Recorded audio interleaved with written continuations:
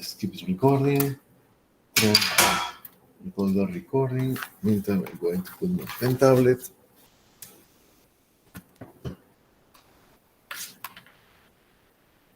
Pen tablet. Pen tablet in. My pen of the pen tablet there. All right, thank you. So we are recording, and thank you for coming. Today we have a very exciting lecture, and I'm going to give you a lot of nursing considerations that is going to help you very much. And that the basic anatomy is the basic anatomy. So, but definitely, I was thinking about Daniel, about what you're saying about physiology. Unfortunately, we need to talk about physiology in more detail, because that is, but I'm going to give all of you the anatomy that we require for the urinary system. Okay, with that, we are going to talk about in detail in anatomy physiology, but I'm going to give you the basic things. As I mentioned, a progressive systemic learning process is what I believe on, and I'm giving you the adding layers bit by bit. All right, so without losing more time, we are going to start doing our lecture. Let's start with the first part. All right, so lecture 7. Oh, what is that? Those are the triglycerides. So we are going. Do you hear everybody participation, please? Do you hear about the HDL, LDL, the VLDL, IDL? Yes. All right. Yes. So Yes. that is basically what we call the cholesterol transporters. You will have a very clear idea about that today. I promise that. All right. So using lipids for energy. So for this, I want you to know the classification of lipids. Lipids classification. This is probably you already know about that, right? Lipids are going to be fats. And what is the classification of the lipids, please? There's 3 of them. Somebody? What are the type of lipids or fats in our body? Um,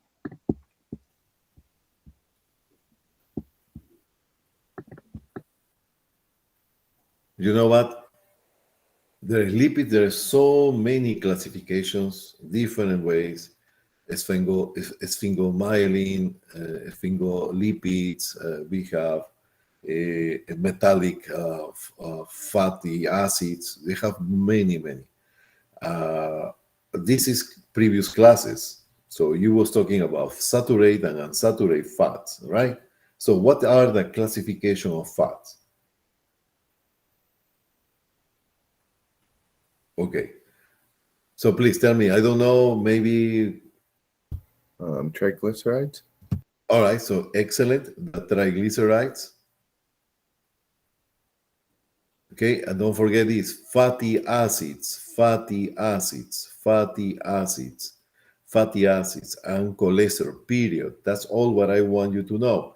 That is all what you're going to see in your future courses. So you must know the classification of fat.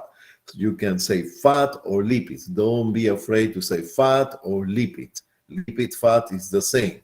So what is the classification? Three components. The fatty acids, Give me one example of fatty acid. Where are the fatty acids? Where are the fatty acids in your body? DNA. DNA? You say DNA? No, Yes. no.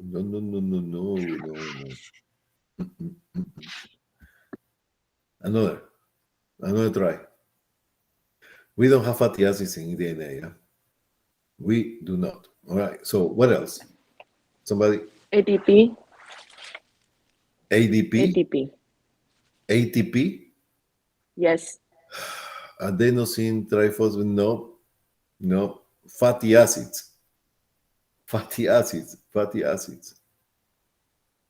Where we have fatty acids? Please.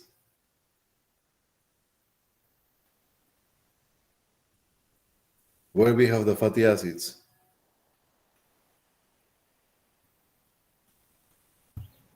The phospholipid bilayer. In the cell membrane, yes. It's in the cell membrane. The fatty acid, you know, here we have phosphorus. Phosphorus is one in addition of the one fatty acid here and another fatty acid here. Another fatty acid here. So we have one fatty acid and another fatty acid. Fatty acid is this. So fatty acid will be what we call fatty acid in this cell membrane will be a saturate fatty acid. You already know that the fatty acids are going to be the saturate and the unsaturated. Yes or no? Right? Yes. The saturate are going to be located in animal fat, and unsaturated is going to be the the oils. The unsaturated are going to be divided into monounsaturated and the polyunsaturated. So this is previous class. I want you to know that is very important. You need to know that for nutrition. You need to know that for when we are talking about diabetes mellitus. This is huge, important. All right. If you are not clear on that, you should tell me because I can explain you again, even though that you already passed the lecture. Okay? All right. All right, so fatty acids are going to be the cell membrane, right? Fatty acids. So we have fatty acids as unsaturated and saturated. So these fatty acids that you have here in the cell membrane are from animals, right? It's going to be saturated, right? Mammals, saturated fat. Okay, the triglycerides are going to be, what are the triglycerides, please? Fuel for ATP. Why everybody say ATP? ATP doesn't have fat. The DNA doesn't have fat. Where is coming from that? So In our lecture, it said triglyceride function act as fuel for ATP to make ATP. yes, yeah, that is different. That is different. That is totally right. But the triglycerides are not ATPs. ATP is not triglyceride, and I'm very happy that you bring up this because I don't want to create these gaps. Okay, the triglycerides. Listen, I'm going to go directly to the point. We have three fatty acids, plus one molecule of glycerol. That is a type of alcohol. So how we graphic that? This is one fatty acid here, one fatty acid doesn't have the head because doesn't have phosphorus, because fatty acids can be associated with other elements, and that changes the name. But when the S says fatty acid, is just a chain of carbohydrates and hydrogens like this. That is actually a saturated fat, a saturated fat, a saturated fat, a saturated fat, saturated fat. That is a fatty acid. This is one fatty acid, period. Right? The cell membrane, part of the this molecule is called phospholipid. Phospholipid. These phosphoroids have a lipid, a fatty acid, plus a phosphorus. That's why it's called phospholipid. Right? So what happened? No, tell me that is airing. Tell me, is airing or not? I cannot see. Oh, who is this? Who just came in? Erin, what happened? You, okay, all right. Somebody, as room. Somebody says as room here. I read as room. Okay. Was you, Erin, right? No? Oh, yeah, okay. All right. So let's keep moving. So I want just to be clear on that, what we're talking about fatty acid. We okay with that? All right. So are you okay or no, please? Yep. Yes. Any Yes. questions? Yeah. Okay. All right. So now I didn't finish this part. I'm going to go here. Triglycerides are going to be three fatty acids, one fatty acid, two fatty acids, three fatty acids, and they are going to be associated or linked to what we call a glycerol. This is the glycerol molecule. What is a glycerol molecule? This one, just what I'm just writing or drawing here. That is the glycerol. That glycerol plus 3 fatty acids, 1 fatty acid, another fatty acid, another fatty acid are going to turn into triglycerides. Triglycerides. That is triglyceride. Now, the triglycerides are going.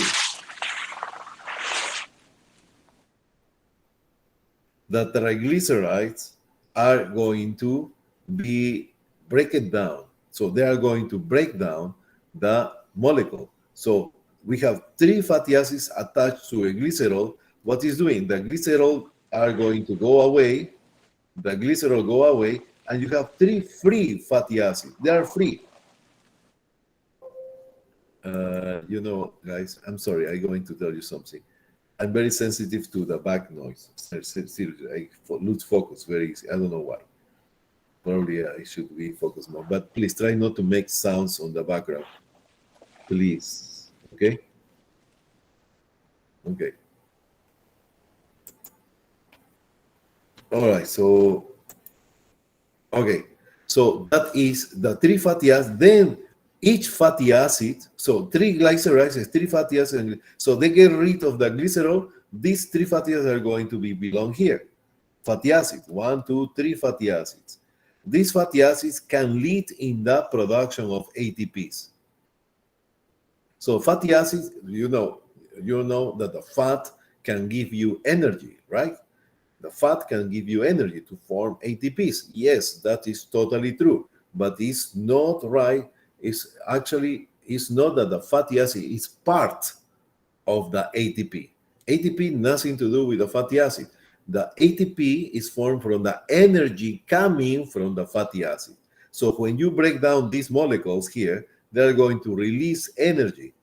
So the fatty acid is not existing anymore here in this case. So they're going to release energy, and that energy is going to be used to bring a phosphorus to attach to the ADP. So at the end, one phosphorus and ADP are going to lead into ATPs. Is okay? Is more clear that, Marcel? Yeah, that's clear. Thank you. Okay, excellent. All right. So what is the classification of lipids? Fatty acids, triglycerides, and cholesterol. We okay with that? Yes. All right, so one thing I want you write down this question for the exam. Cholesterol is not used to produce energy. So we don't use cholesterol. We cannot use our body, your body, anybody can use cholesterol for energy. So what for do we need cholesterol? What do you think? We need cholesterol in our body? Yes or no? Yes, for hormones. Excellent. Who's next, Marcel? Yes. Very good, Marcel. So let's keep going. Okay, so for this, I'm going to just look like it's very complicated, right? Look at that. Okay, so let's see. Regularly, they will say, right? Using lipids for energy. We have already know how the body use carbohydrates to get energy. Now, how the body use lipids for energy. Okay, so I'm not going to go on that. What I want is go directly to the point. What is the point here? The point is this beautiful graphic that you have here. For one side, we have carbohydrates. We already talked about that. Fat. There is the fat and lipids, right? Fatty acids. So these fatty acids, so triglycerides are going to turn into fatty acids. You cannot use directly the triglycerides to create energy. The triglycerides, they need to decompose and break it down in their components that are the 3 fatty acids and the glycerol. Then is the fatty acid, when you break down the triglyceride, or probably could be directly a fatty acid, they're going to come to this scenario and they're going to get into acetyl-CoA. Acetyl-CoA. All right, so the fat can actually lead into acetyl-CoA. And this reaction that you see here, Can you see this reaction? This reaction is reversible or irreversible? Irreversible. Irreversible. And that is question for the exam. 10 times. Okay, so write it down 10 times. That is what we call this reaction is the beta oxidation. Very important. Beta oxidation. Oxidation is the beta oxidation. Okay, beta oxidation. This beta oxidation are going to be an irreversible reaction. Irreversible reaction. So I'm asking you to know 1, 2, and tell me 3. You can tell me now. They need oxygen, yes or no? This reaction need oxygen, yes or no? This reaction, It's they need aerobic. yes. So that means Yes. exactly, yes. So they need oxygen. And it's very simple. When you said the word, listen to the word oxidation. What this means, oxidation? We Oxidation. need to react with oxygen. Yes, it's a reacting with the oxygen. They need oxygen. So this is, as you said, Marcel, an aerobic reaction. Aerobic reaction. 3 things that we need to remember. So the fatty acids are going to turn into acetyl-CoA through the beta oxidation. There is another, is hydrolysis that we are going to mention, but the main thing are going to be the beta oxidation. This beta oxidation is irreversible and aerobic, period. That's it. You okay with that? Everybody, Yes. please? Yes? Okay. Yeah. Excellent. So now you can see here a few things. So if you eat excess of fat, I mean a surplus of fat, what is going to happen? Just looking at this graphic. What are the options of the fats in order to in this graphic? What the fats can do? Either lipogenesis or the fatty acid spiral. Okay, so they're going to produce acetyl-CoA, correct? Right? Yes. Yes. Look at the arrows. So they can produce acetyl-CoA. If they get into acetyl-CoA, can produce ATPs, yes or no? Yes. Yes. Yeah, right, because acetyl-CoA get into the Krebs cycle. And the other one, if you have a surplus of fats, so you already remember that big, huge, enormous statement, and that is going to help you to answer so many questions. You need to know that the body do not produce more energy than it's required. We okay with that? Yep. Yes. So what does it mean? That means that if you need energy, your body is going to produce ATP based on the nutrients that you have in your body. But if you don't need more energy because, for example, you're resting or you're a couch potato for many days and you don't want to do anything, you want to be lazy, right? After a hard job, whatever, right? So you don't do anything, you don't need that much energy. So if you're still eating, your energy, you don't produce more ATPs because you already have what you need. So what happened with all the fat you're eating is here, so we have the fat is going to get into acetyl-CoA.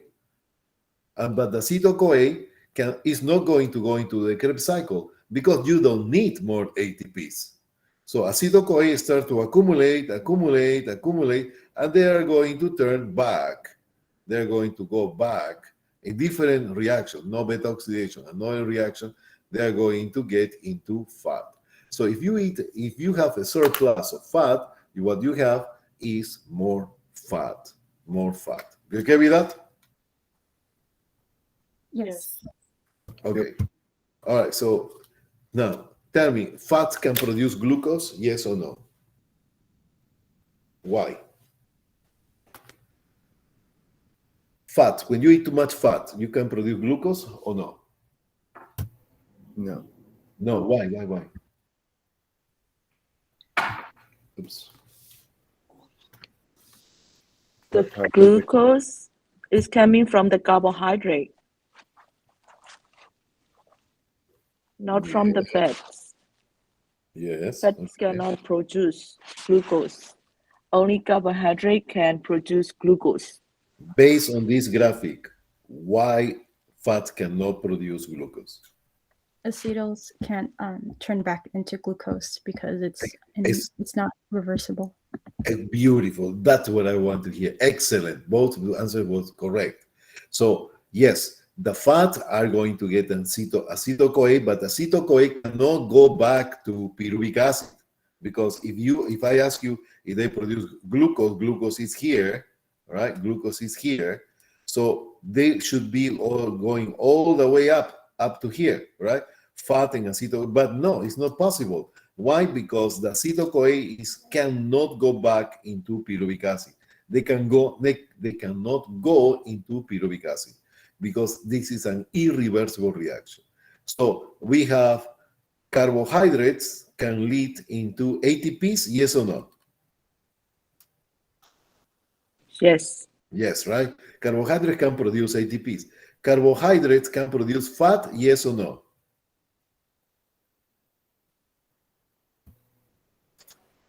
Yes.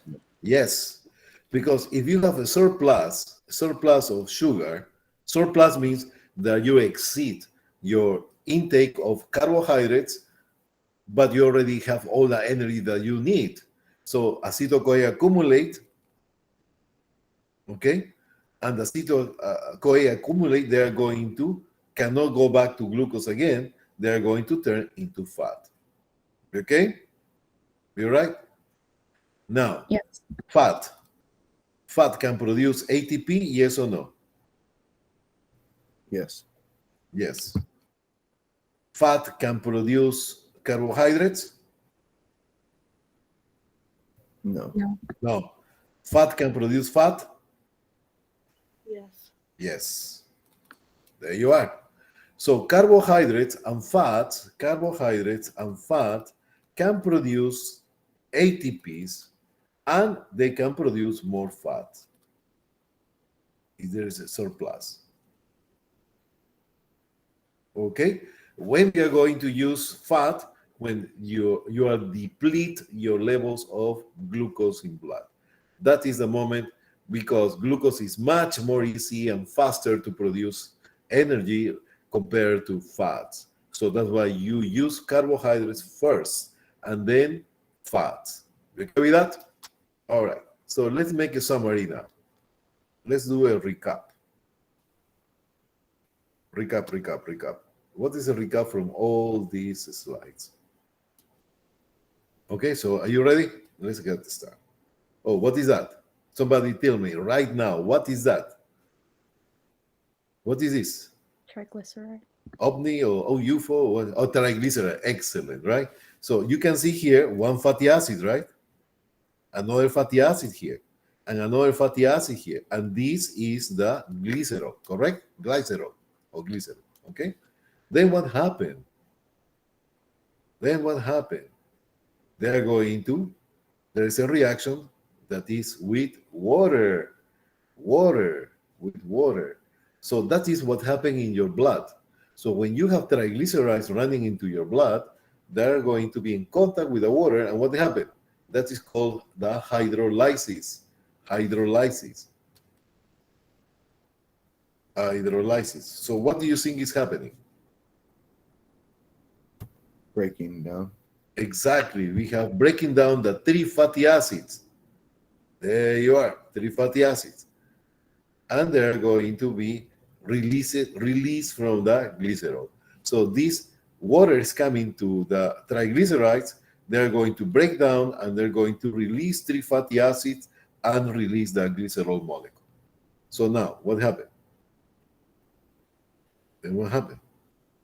Then it's coming the oxygenation. And that oxygenation is called what? What reaction? What is the name of this reaction? Aerobic reaction. Aerobic reaction. He have a proper name is coming for the exam. What is the Beta. name? Beta oxidation. The beta oxidation. So when you have the beta oxidation, this is the beta oxidation. It's a reaction of one fatty acid with oxygen, one fatty acid with oxygen, one fatty acid with oxygen. Okay? So these beta oxidation are going to lead into what? Into acetyl-CoA. And the acetyl-CoA get into the Krebs cycle to produce ATPs. You okay with that? So everybody got it? Got it. Excellent. Beautiful. So let's go this kind of elaborating. Aerobic respiration. We already know. This is the second time we repeat it. Okay. Aerobic respiration of lipids. Fat catabolism.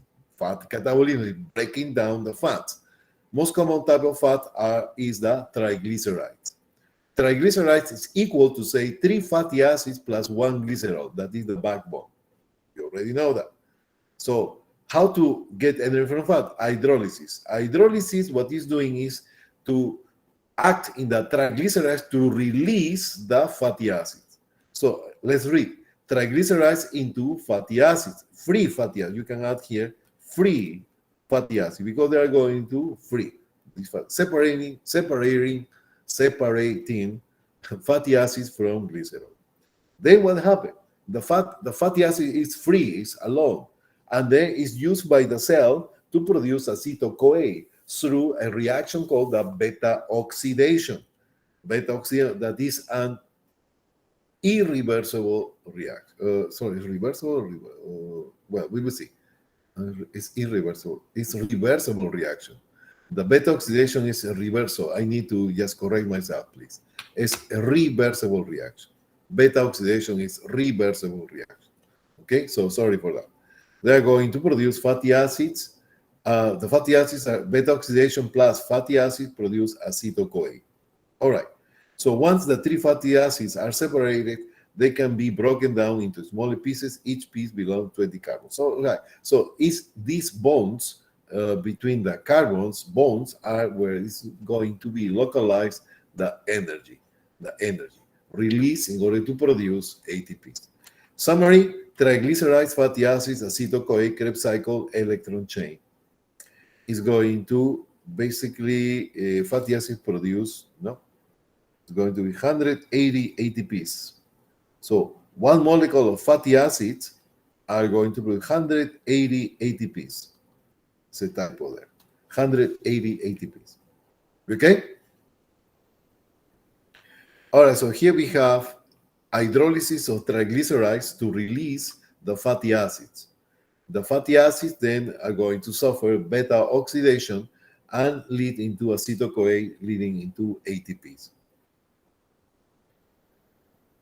All right, so this is the numbers that we was talking about. Here we have hydrolysis of triglycerides, 3 fatty acids with 20 carbons, this is more detail, beta oxidation, 10 acetyl-CoA, they produce 170 plus 10, 188 ATPs at the end.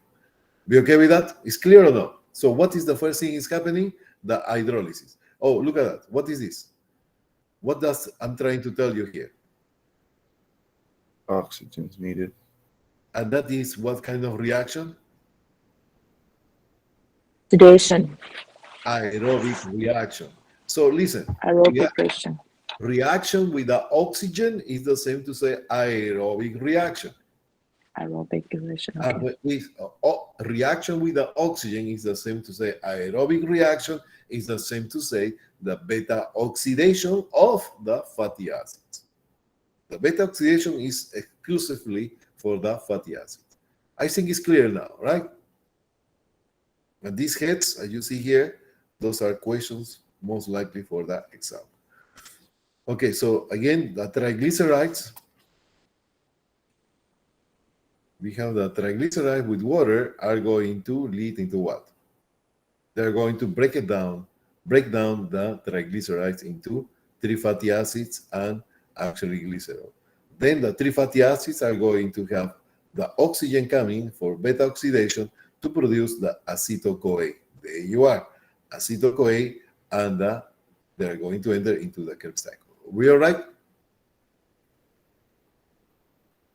Yeah. Okay. All right, so pyruvic, let's read what is it here. Pyruvate or pyruvic acid into acetyl-CoA is one way, irreversible reaction. You cannot make pyruvic acid from acetyl-CoA. So it's true or no? You cannot do pyruvic acid from acetyl-CoA. It's true or false?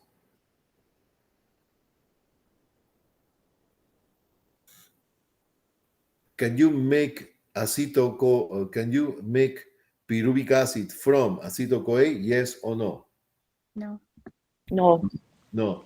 Again, one more time, it's an irreversible reaction. That's why. You okay with that? In the exam, they're going to ask you, can you produce carbohydrates, sugar from fat? The answer is no, because it's going to get stuck here, acetyl-CoA. Acetyl-CoA cannot get into glucose because we have an irreversible reaction. So what is doing the excess of acetyl-CoA in that surplus food of fat? They're going to produce more fat at the end. Okay? Yes. Okay. All right. All right, so let's talk about protein. Protein is very nice. Very nice. It's beautiful. And I'm going to tell you exactly what we need to know. Let me see. Oh, the kidney is coming. Okay. All right, so protein catabolism. When you have protein catabolism, you already know what is the importance of the proteins. Tell me one thing. How important is the proteins in your own words? Tell me, Eric. Everything that you learn or what you want to mention in proteins, whatever you want. Why is important? The question is, why is so important the proteins? You can give me examples, you can give me definitions, whatever you feel comfortable. For proteins, I just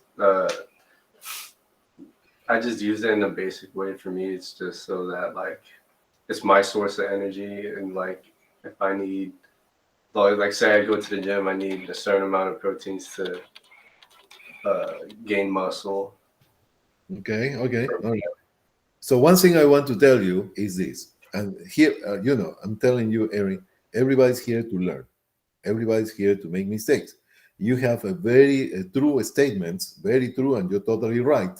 But we need to correct some few things. Yes, a very amicable way. Right? All right. So number one, proteins are not used primarily for energy. So keep that in your mind. We don't use proteins for energy. We don't break down proteins primary in order to obtain energy to produce ATPs. We don't. Because before that, we need to use the glucose and carbohydrates, then the fats, and then at the end, that last resource, the last option will be using proteins. Okay, so proteins are not used primarily for energy. We okay with that? Harry, we okay? All right. Miss OO, tell me, what is the importance of proteins for you? Whatever you can do, you can pass to Shiny, or you tell Daniel answer for me, or whatever, but feel comfortable to say whatever you want. But tell me about the concept of protein. Why proteins are important, please?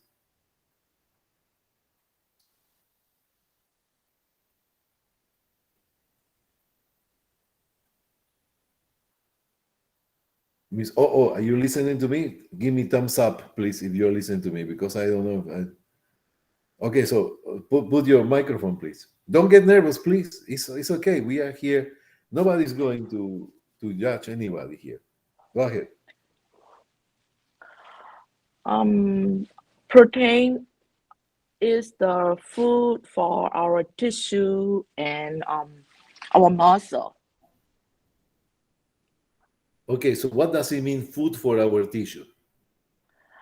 tissue mean proteins goes to the like energy or vitamin or There you something are. like that for our tissue and our muscle. That's why the protein is the important for the body too. Okay, Miss. Listen to this. Very good. Okay, you are similar as before. Write down these 10 times, please. The primary function of the protein is not for energy. We don't use proteins for energy until the end. We don't use the proteins for energy. Is that clear? So it's true that we need proteins to build up. For example, Erin do exercises, they want big muscles, they use proteins in order to increase the amount of proteins in their muscles. Erin, by the way, when you're doing exercises, you do not produce more muscle. You do not write down this, put it on fire in the stone. The body do not produce more muscle cells, do not. So why your muscle are going to increase in size? Because you are putting more proteins inside of the already existent muscular cells. Is that clear or not? Yeah. Yes. Okay. And you will say, you get confused probably, and you tell me, so why my muscle is growing? Why my muscle get bigger? Because I have sense. So if I have more muscle, everybody say I have more muscle. Yes, you have more muscle. But I just said we don't have more muscle cells. That is true completely. So I will explain you right now. Number one, when you are doing exercises, you do not produce more muscle cells. There is no, if you have 1 million muscle cells, you're doing exercises, whatever you want, you're still having the 1 million muscle cells. So what is making the difference are the proteins that are coming inside the cell. When you are doing more exercises, you have more proteins inside the cell. And you know what? The proteins have a property. And write down this. Proteins attract water. It's not only for this. We are going to use for many reasons. Preeclampsia, proteinuria. You need to know that property. Proteins attract water. Oncotic pressure. You need to know that. So proteins attract water. Proteins attract water. So these proteins who attract water are going to be inside the muscle. And each muscle cell are going to have more water inside, plus more proteins. If you make the summation of all the proteins incorporated in your muscle, plus the retention of water, your muscle will start to increase in size. Is that clear? Yep. Okay. Mr. Shani, please tell me about protein. What is your angle or perception or perspective about proteins, please? Anything. My percent of proteins is they basically help to like build up your tissues. Build up your Like- tissues, yes. Very good. Yeah, to help what is the word I'm looking for? To help build and to help, yeah, I can't think of the other word I'm looking for. It's like right at the tip of my tongue. Shani, I will give you something. Look at this. Tell me, you have kids or probably nephews. I don't know if you have kids, nephews Mhm. or kids, right? Tell me, you want them to grow, right? Mm-hmm. And for that they need an hormone, correct? The growth hormone, correct? Right. The growth hormone is a protein. Right. Okay, you have a mother who is breast feeding, lactating, and what do you want that mother to have? Milk, correct? Right. The Right. milk is going to be how the body knows that you need to produce more milk because of that prolactin. That is an hormone, and guess what? That hormone is a protein. So these proteins are going to tell, okay, breast, I want you to produce more milk. That is an hormone. So mostly of all hormones are going to be proteins as well. As you said very well, very good, the proteins are going to part of the structures of the tissues. Mm-hmm. So your liver, for example, you eat. Tell me, when you eat your muscles, look, think about your muscles. Now think about the muscles of a cow. When you eat the cow, it's a steak. You eating what? Proteins as well. Yes or no? Right. A lot of protein. So our muscles, they have a lot of proteins too. That is part of the structure. Our liver, proteins, kidney, pancreas, spleen, lungs, everything that you can think about it are going to be proteins. In addition to that, proteins are going to be cell membrane transportation. Remember the facilitate diffusion and the active transportation? Remember that? Those Yeah. are proteins as well. Those are proteins as well. One more thing. What are the main components of the cell membrane? The main components of the cell membrane are phospholipids and proteins. Period. So proteins are everywhere.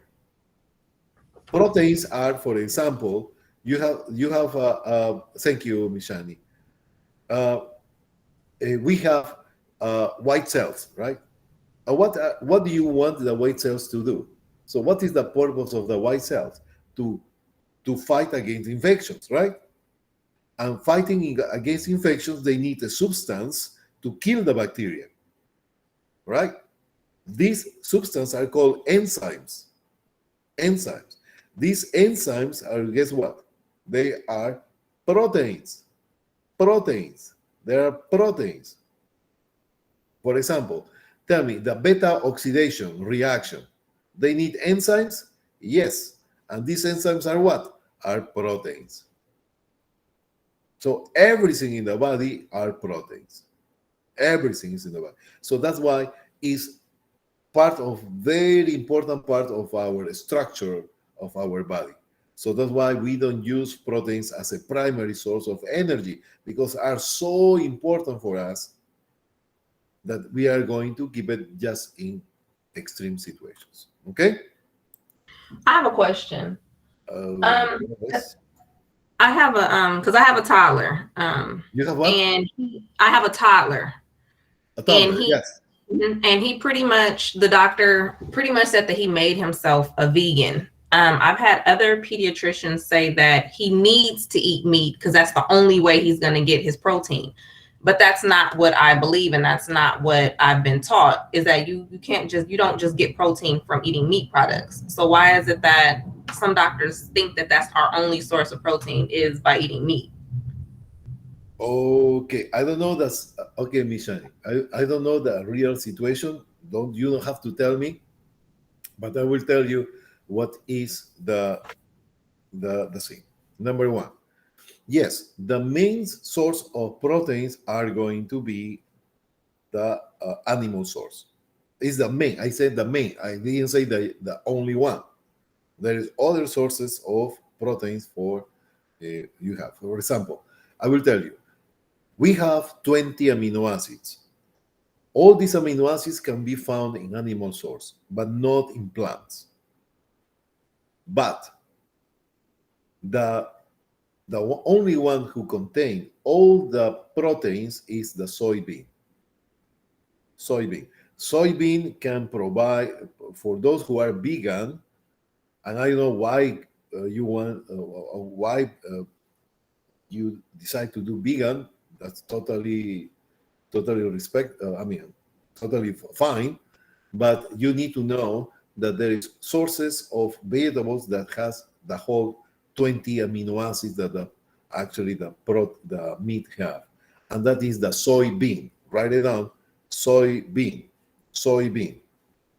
Soybean is going to contain the whole. It has full amount of proteins that animal meat are going to have.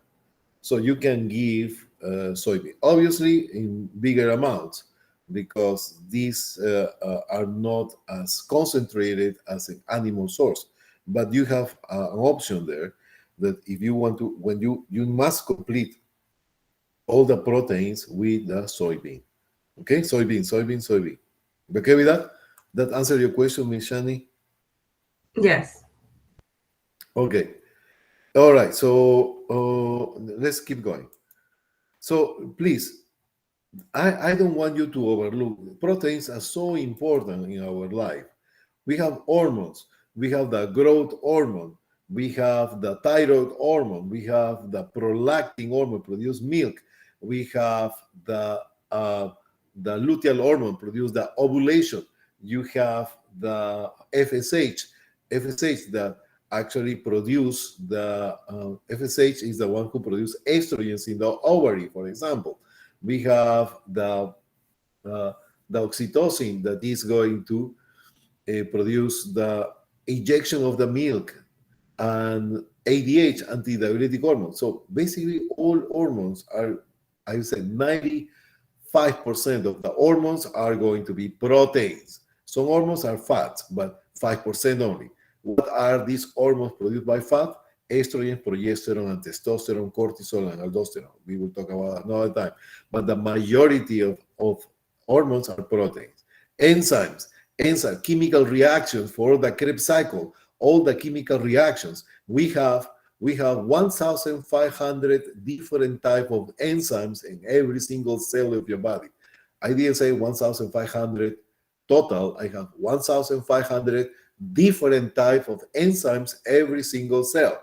And all these enzymes are to accelerate chemical reactions. With that, we are not be able to survive. So enzymes are what? Are proteins. Antibodies. When you have a vaccination, you have COVID-19 vaccination. So you are going to produce antibodies. What these antibodies, what are those? Are markers for destruction. So they are going to detect when the virus gets into your body, these antibodies are going to grab the virus and mark for destruction. They are not going to kill them yet. So they are going to mark for destruction. And when they mark for destruction, other cells like lymphocytes are going to come and destroy the COVID-19. So these antibodies are markers for destruction. Markers for destruction. And these actually, when you have COVID-19 vaccine, you're going to produce these antibodies who are going to detect right away the virus to be destroyed by somebody else. And these antibodies are what? Are proteins. Receptors. The receptors are going to be in every single cell of your body. So the neurotransmitters like adrenaline or adrenaline, etc., they are going to look for these receptors. Those are proteins. Transporters. We are going to just remember the universal taxi driver, the albumin. You must know this name from now on. Albumin is a protein. What is going to transport? Are going to transport cholesterol, for example, and that is the LDL, the HDL. So those are transporters. Are called the lipoproteins, for example. Lipoproteins. Lipofat, proteins. So what is doing the protein is to transport the triglycerides and cholesterol and fatty acids through the body. So this is going to lead into a distribution of the fat to the cells who are needed. If you don't have this albumin, you cannot, it's like a taxi. There's no taxi driver. You need to go walking, and it's going to take a long time to find the place. So when everything that you eat, for example, meat, carbohydrate, whatever you eat, they're going to be absorbed by the intestine. And when they go to the bloodstream, always they're going to ask for a taxi driver. Who is this taxi driver? The albumin. Albumin is the one who going to attach this and drive all over the body.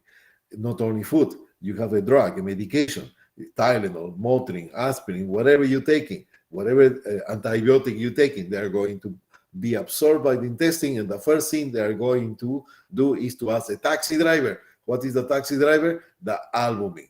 When you eat cholesterol, triglycerides, when they go to the bloodstream, who is going to do? Who they're going to call for a taxi driver again? That is the albumin. Albumin, what is albumin? Is a protein. Albumin protein.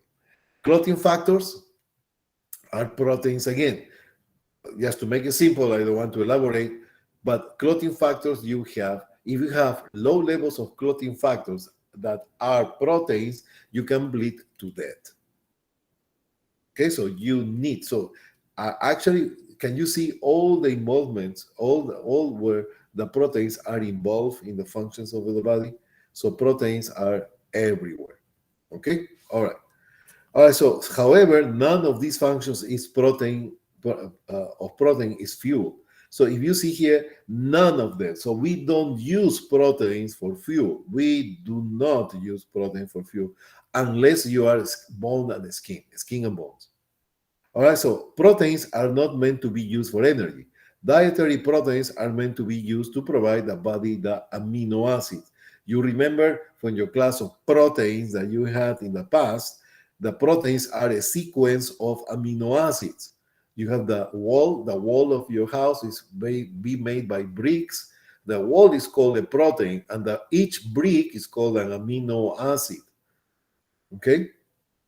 All right, these amino acids are then to be used as building blocks to make a body owns proteins. We okay with that? All right, so let's keep reading this before we go to the recap. However, sometimes we eat proteins in excess. Yes, a surplus. So remember, we was talking about surplus of carbohydrates, surplus of fat. Surplus of carbohydrates can lead into more fat. Surplus of fat into more fat. What happened with the surplus of proteins? We will see that. So what is necessary to provide us with building blocks to make our own proteins? And since our body never make protein of any kind any more than necessary, we don't produce more proteins than necessary. That is another thing. There's two statements I want you to remember. The body do not produce more energy than they require. And the second, you don't produce more proteins than you already require. So what happened with that excess of proteins? What happened with that surplus of proteins? That is what we are going to do. So you following me? We okay with that? Yes. Okay. All right. So for these amino acids are meant to be used for making new proteins, right? So once we have individual amino acids and we have enough proteins, then we need to get rid of the amino acid group. And that is called that deamination. All right. So we are going to make a summary, not summary, but definitely the next layer here.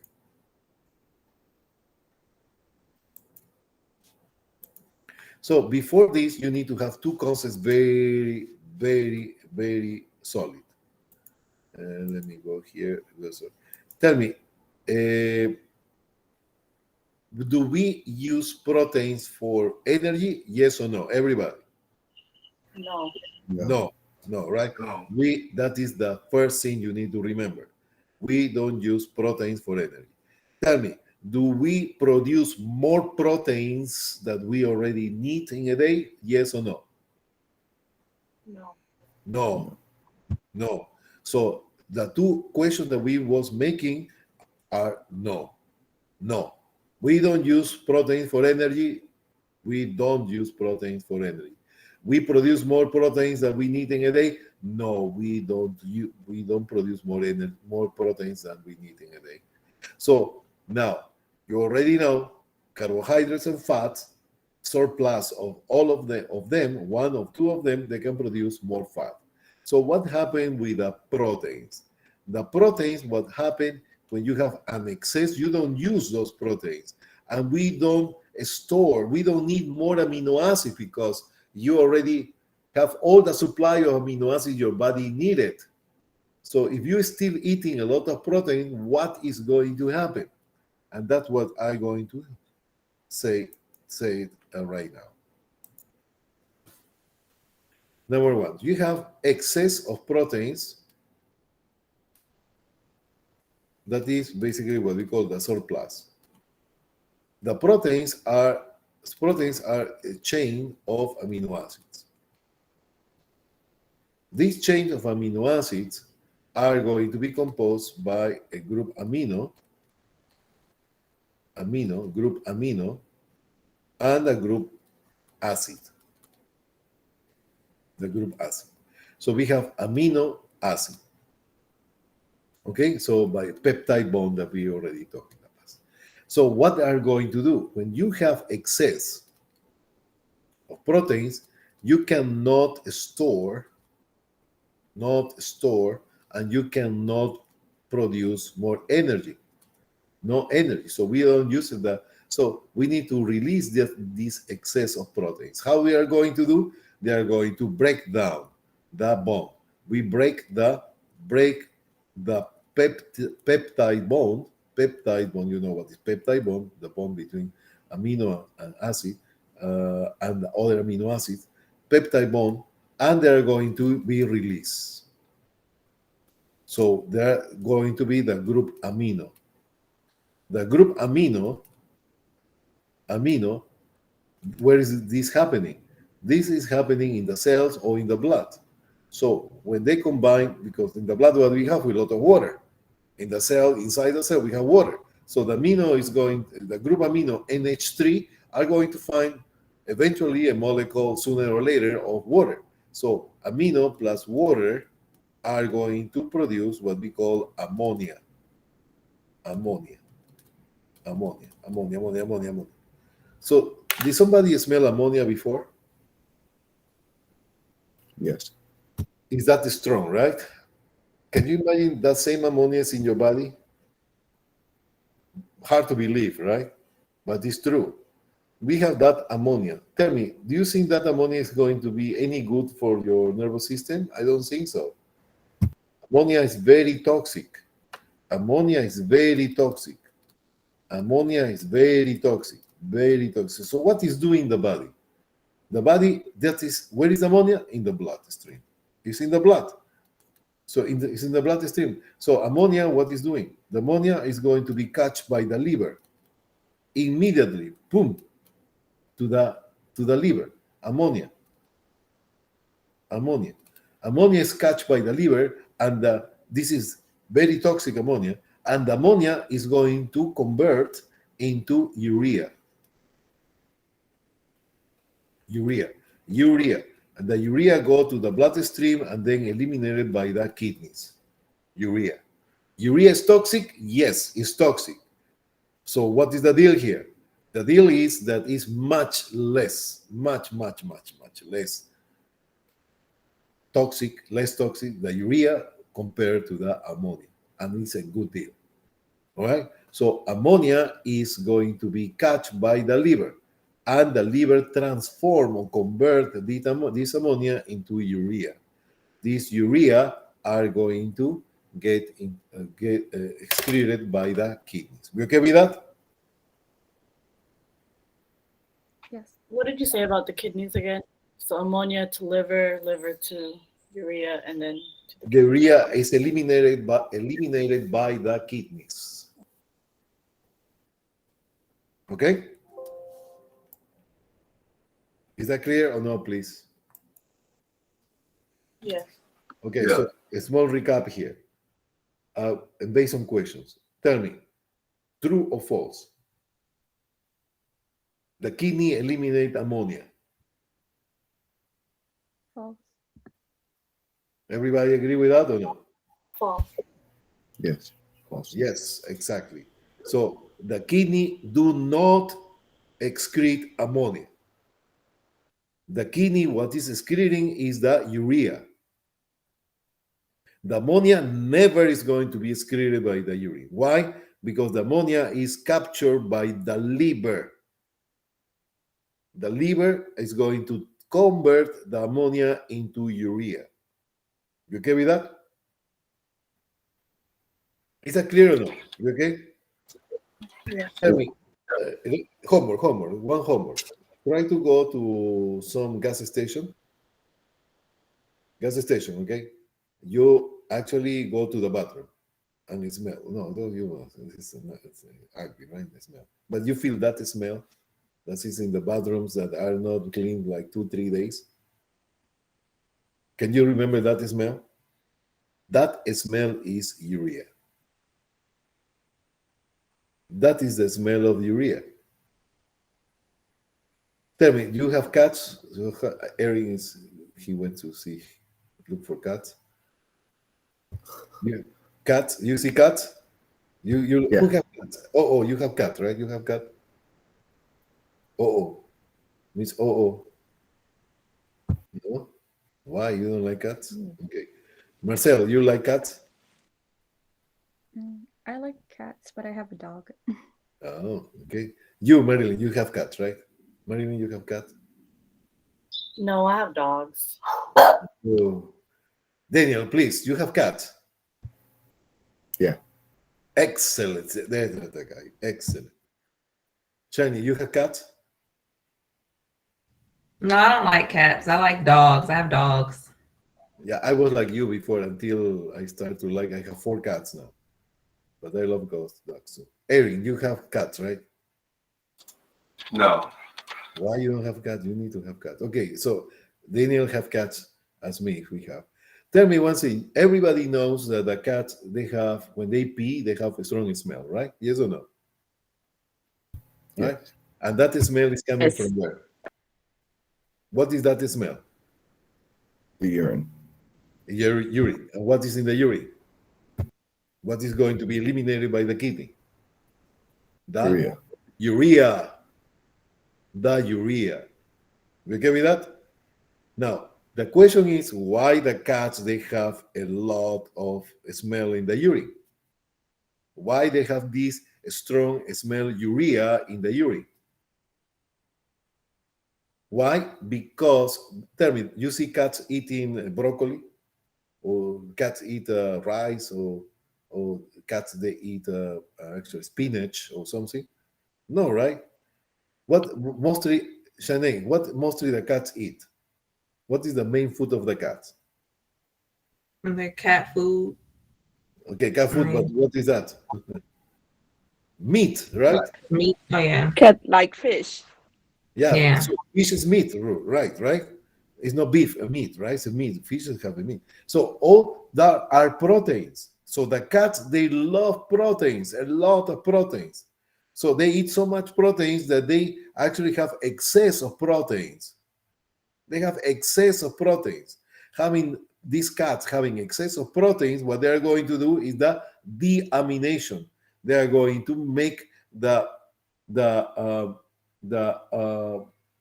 group amino of the proteins into ammonia, and the ammonia is captured by the liver, and the liver convert that into urea. So these cats they have excess of urea.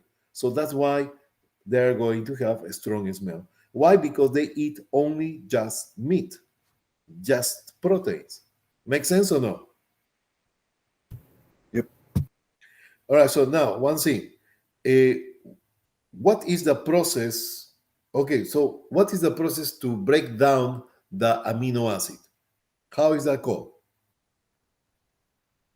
Hydrolysis Mm, from proteins to amino acid. no. My question is, what is okay? Yes, it's going to interact with water. Correct. Excellent. And that water, what is going to do? What is going to happen? They are going to release the amino, group amino, right? Yes or no? That Yes. process, that is called the deamination. That's what I want to ask. I'm going to ask you in the exam, most likely. What is the deamination? The deamination is to detach the group amino from the amino acid into the bloodstream. Okay? Got it. That process is called the deamination. You want a point in your pocket? Learn it now, right? The deamination is the breaking down, is the remove of the group amino from the amino acid. You have the amino acid, the group amino is going to be removed. This group amino, removal of the group amino is called the deamination. And this deamination are going to make the group amino combine with water to produce ammonia. The ammonia, where they go? To the kidney or to the liver? Everybody? Liver. To the kidney or to the liver? I did. Liver. Liver, right? To the liver. Erin, I didn't hear you. Liver or kidney? Liver. Liver. Shiny, liver or kidney? Liver. Excellent. All right. And then the ammonia getting into the liver is going to transform into what, Marilyn? To urea. Urea. And the urea then is what happened with urea, Miss Oo. Output as a urine. To the urine, exactly. Yeah. And then to the world. All right. So we don't care. All right. So it's P going somewhere else. All right. So is that clear, please? We okay with that? All right. So that is what we. All right. So let's keep going here. There's other stuff that we need to go over. These amino acids are meant to be used for making new proteins. Yes. So once we have individual amino acids and we have enough new proteins, then we need to get rid of the amino group first. So we have excess. We don't need it anymore.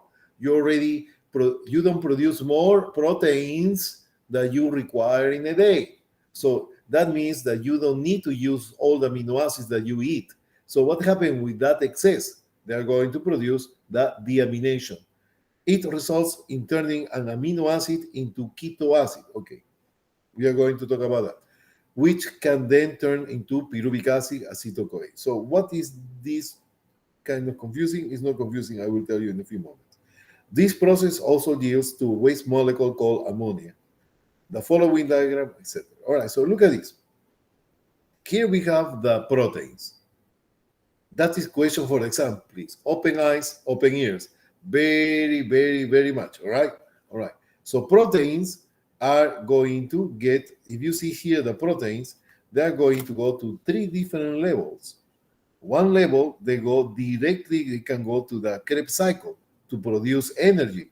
But basically, this is very uncommon that happen. Why? Because you are not skin and bones. Only when you are skin and bones, you obtain energy from proteins. You're using all your structures in order to produce ATPs. This is number one.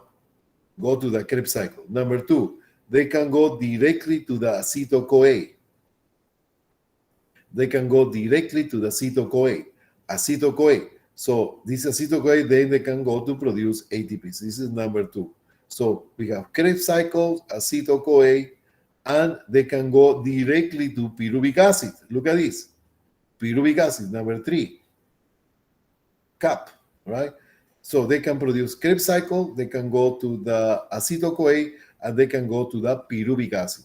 So there is 3 layers. Another way is that this deamination, that is the most common, instead of these 3, because these 3 are going to produce energy, and we don't do that. We are going to, basically, you and I, we are very well nourished, right? So we don't need this pathway, but you need to know that the proteins can go to 3 levels. Question for the exam. Pyruvic acid, acetyl-CoA, or Krebs cycle. Either way. But if you have an excess, you're going to release ammonia for that deamination. And this deamination, they are going to produce ammonia. The ammonia is cut by the liver. The liver transforms ammonia into urea, and the urea is eliminated through the urine. We okay? Yes. Okay, so and here, all right, so here. So we have here the whole picture here now. Okay? Proteins, carbohydrates, and fat. All of them, what is the common pathway for all of them? Acetyl-CoA. Acetyl-CoA is the substance that is before the enter to the Krebs cycle to produce ATPs. All of them can produce proteins. The primary function of protein is not to produce energy. Is that clear, right? I don't think I need to repeat that. And if you see here proteins, question for the exam, they can get into the Krebs cycle, they can go to acetyl-CoA, they can go to pyruvic acid. So proteins can produce glucose, yes or no? Yes. Yes. Yes. Yes. Proteins can lead into glucose. Very good, right? So proteins, from this graphic, you can tell a lot. See, they can be produced acetyl-CoA, and the acetyl-CoA can go into more fat. So yes, they're going to have an excess of proteins can go into acetyl-CoA fat, but the majority will be deaminated. So the main way of excretion of the proteins are going to be the deamination that are going to produce urea in the urine. Okay? This pathway only when you are in a very severe starvation, you're not eating for 2 weeks, ready to die. So people survive without food and without water 2 weeks. So you can die in 2 weeks without food and without water. But if you take water only, you can survive 30 days. 30 days. Okay? We okay with that? Yes. Okay, so I'm going to just do some additional little touches after our lunch break. Lunch break is okay? Or you want 10 minutes break and then lunch break is okay, I guess, right? Yes.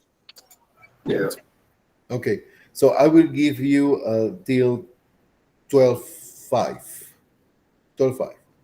I think we have a very good class today time to talk about a lot. So we can do 2, 3 recaps if you want. We have time today. Sounds good. All right, see you there at 12:05. Thank you so much. See you then.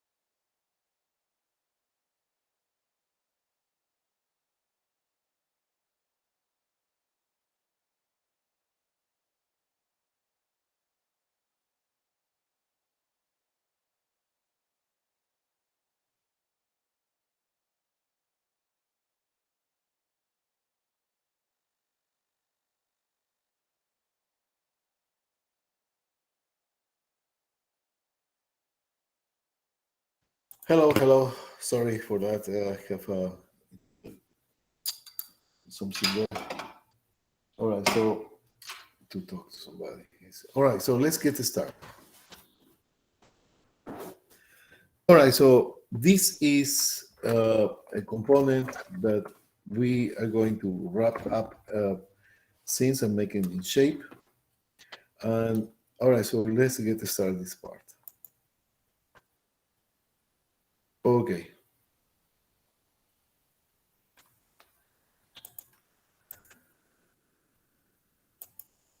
Okay, so now this part is very important to talk about because I'm going to try to give you a general shape, give a general shape of all information that we have now.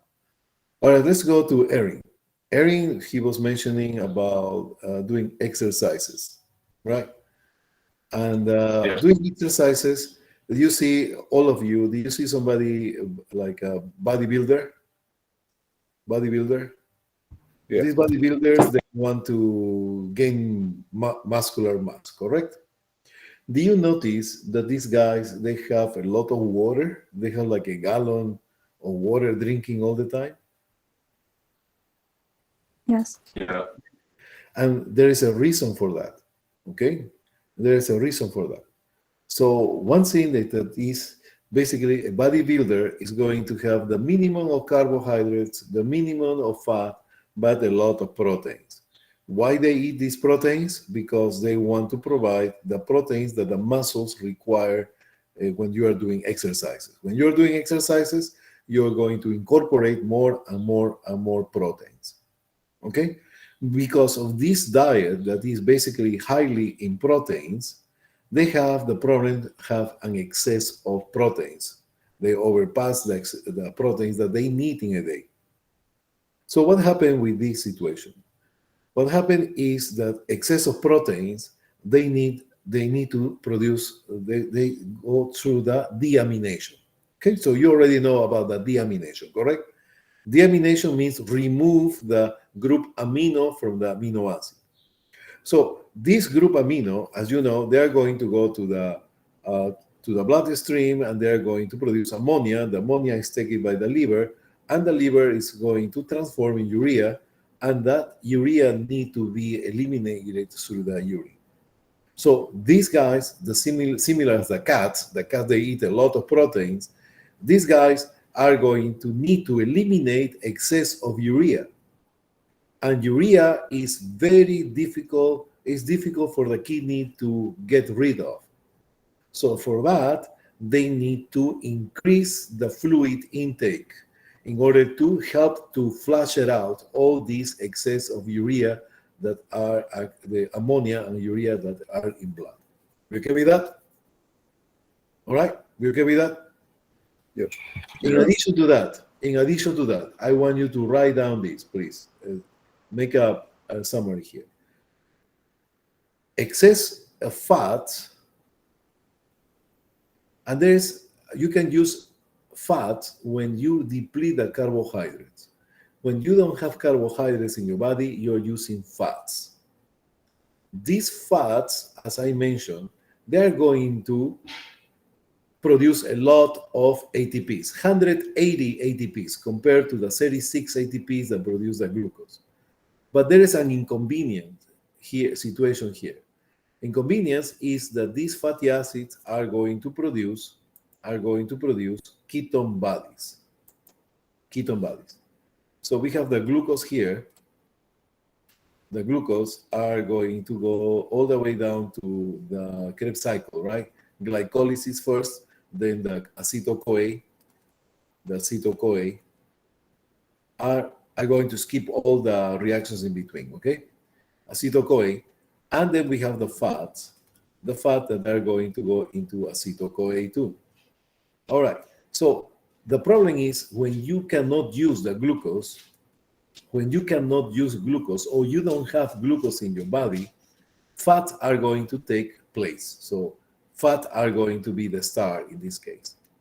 Okay, so when we cannot use the glucose, you cannot use glucose when the glucose is low glucose, or when you are having diabetes. Diabetes. What is diabetes mellitus? Diabetes mellitus or diabetes are the one that you have high levels of glucose in blood. We know that, right? A patient with diabetes mellitus, they have high glucose in blood. Yes or no? Yes. And that is called hyperglycemia. That is called hyperglycemia. Hyper is going to be high glycemia. Glycemia is going to be glucose. This hyperglycemia are going to be. Why is going to happen? Why is happening the high levels of glucose in blood? Why? Because the glucose cannot get into the cell. Glucose cannot get into the cell. Why? Because insulin, that is an hormone, what is the function of the insulin? Insulin, what it's doing is to bring glucose into the cell. Now, when you have low levels of insulin, there is no way that the glucose can get into the cell. That is happening in diabetes mellitus type 1. So the insulin is not present. So it's low levels of insulin, and the insulin, what it's doing is knocking the door in order to make the glucose get into the cell. If you don't have insulin, in case of diabetes mellitus type 1, you don't produce insulin.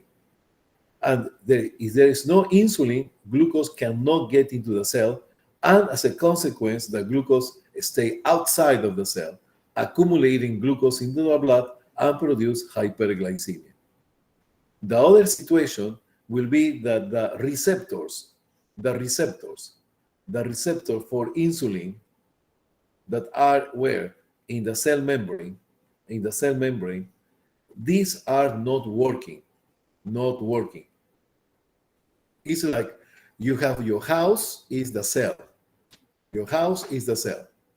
The keyhole is the receptor. And your key is going to be the insulin. So you have, in this case, in diabetes mellitus type 2, that is the other type of diabetes mellitus. They have three types basically, but we are going to type 2.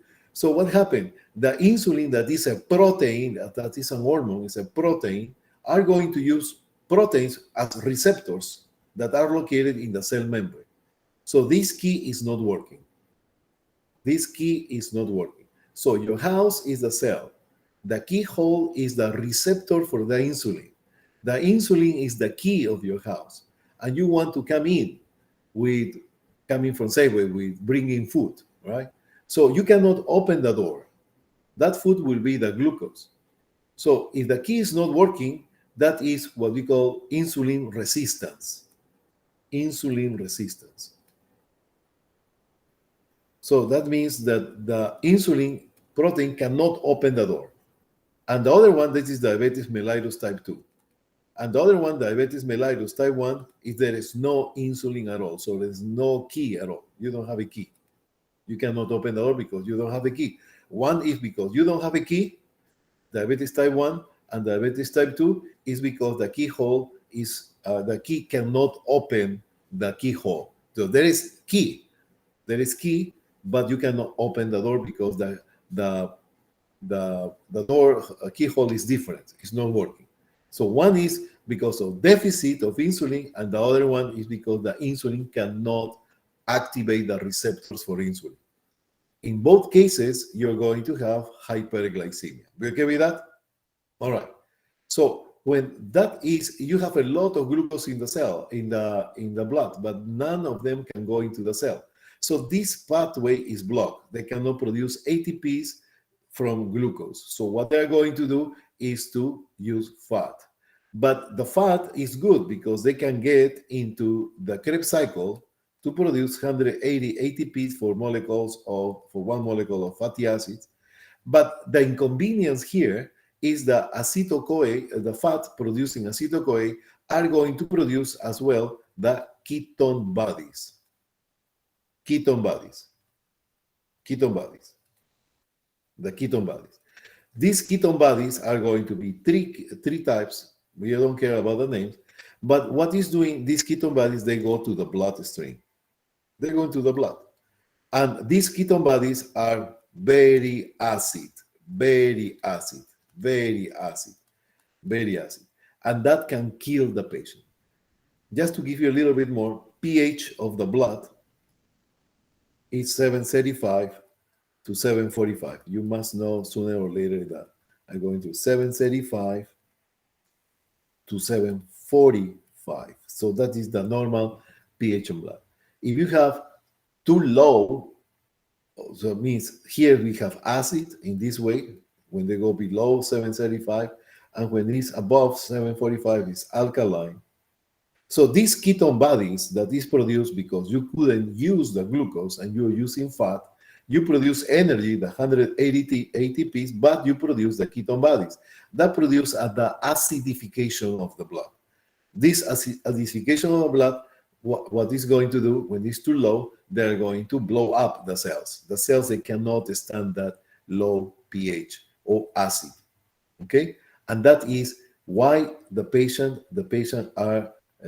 in this case, they need to, basically diabetes mellitus, you need to decrease the fat to the minimum possible. Yes, eating certain types of fat, that is not the time to talk about that, but that can lead into what we call a diabetic keto, because the ketone body, ketoacidosis. And that is what we call the DKA. All right, so there is more to talk about that, but definitely the concept I want you to remember here is that the fat produce ketone bodies. When you exclusively are going to use fat, you're going to produce ketone bodies. And the DKA, they can get into coma and death. You okay with that? So that is one of the mechanisms that we see in patients with diabetes mellitus. All right, so that is fat. Now, what happened with proteins on the other side? Proteins are going to produce, actually, again, they're going to get into urea, and then they're going to eliminate it by the kidneys, right? So, and the proteins as well are going to produce ketone bodies. They are going to produce ketone bodies. So these ketone bodies are not going to be as dramatic as the fats, but they can produce ketone bodies. They can lead into DKA, okay, into acidosis. I will say metabolic acidosis, and that can kill the patient. Acidosis. Just remember acidosis. Metabolic another time. Okay, so that's why they need to take a lot of water again in order to eliminate these ketone bodies from the body. That is the reason that the patients are going to take a lot of water, especially the body builders. You okay with that? Is that clear? You want me to rephrase or elaborate or review or do it again? You be clear on that? Yep. Okay. So there is two sources of ketone bodies. Remember the word ketone body. Tell me, please, the word ketone. At least just say it one time. Ketone bodies. Everybody, please. Ketone bodies. Ketone bodies. Ketone bodies. Okay? So that is what we need to be careful of. In patients with bodybuilders, ketone bodies are elevated. Patients with diabetes mellitus, when they have no control the disease, they are going to use fatty acids to produce ketone bodies as well. Okay? Be okay with that? Excellent. All right, so now the second part and the last part of this are going to be something that I skip in purpose the previous classes, and I'm going to go with you again. This is the one. Just a moment. There you are. Okay. So we have carbohydrates. The carbohydrates are going to have this word. So let's go here in this, basically here. We have the glucose. The glucose that is a monosaccharide are going to be turned into glycogen. into glycogen. Okay? All right, so I need to talk to you about glucose and glycogen now. Glucose is a monosaccharide because it's one molecule, and glycogen are hundreds of molecules of glucose together. This glycogen is very important because that is the way that we can store actually carbohydrates. This storage of carbohydrates are going to be basically in the liver and muscles. We're talking about the normal person, no diabetes mellitus. All right. So what happened here? If you take excess of glucose, a surplus of sugar, carbohydrates, you're going to transform that in glycogen. Yes, glycogen. But if you still eating glucose or carbohydrates, that is going to turn into fat. Now, the glycogen that is stored in the liver and muscles, they have a capacity. You cannot store more than that. How much you store of glycogen in your body? You're going to store glycogen up to 2 pounds. 2 pounds. 2 pounds. 2 pounds. 2 pounds of glycogen. So when you are starving and you're hypoglycemic or low levels of glucose in blood, the storage of glycogen are going to be removed into, again, glycogen contains 100 molecules of glucose. These glycogen are going to turn into glucose. And the glucose, they go to the Krebs cycle. So we have here two main components, glucose to glycogen and glycogen to glucose, okay? The glucose to glycogen are going to call the glycogenesis. And the glycogen to glucose are going to be called the glycogenolysis. Glycogenolysis. Okay? So there is two terms that you need to remember. Glucose to glycogen, and you going to store up to 2 pounds of glycogen. That's all. And here in the other side, you're going to turn glycogen into glucose when actually you need these carbohydrates. You are low in glucose. So glyco means glycogen. Genesis means origin. So origin. How are you going to originate or form glycogen? Glycogenesis is the formation of glycogen, and that is coming from glucose to glycogen. And we have the opposite, the glycogenolysis. Lysis means destruction, to break down. Break down. So what you are breaking down? The glycogen. To do what? To produce glucose. Is that clear? Yes. Yes. Okay, excellent. Now, the glycogen, I'm going to add you a little bit more about glycogen. That is a review from previous. The glycogen are going to be stored about 2 pounds. We have 1 pound of glycogen here and another pound of glycogen here. So that is the glycogen. Glycogen. It's going to be 1 pound plus 1 pound. And I write it down because of a reason. And each pound of glycogen are going to attract 4 pounds of water. 4 pounds of water. So we have 1 pound of glycogen and another pound of glycogen. Each pound are going to collect 4 pounds of water alone. So if you make a summation here, so 1 pound for each pound of glycogen, you have 4 pounds of water. Total between glycogen and water, you have 5 pounds. And the other side, the same way, 5 pounds. If you make the summation of all the glycogen and water that you have in your body, it's going to contain 10 pounds. So that means 2 pounds from glycogen and 8 pounds from water. You okay with that? Yes. Okay.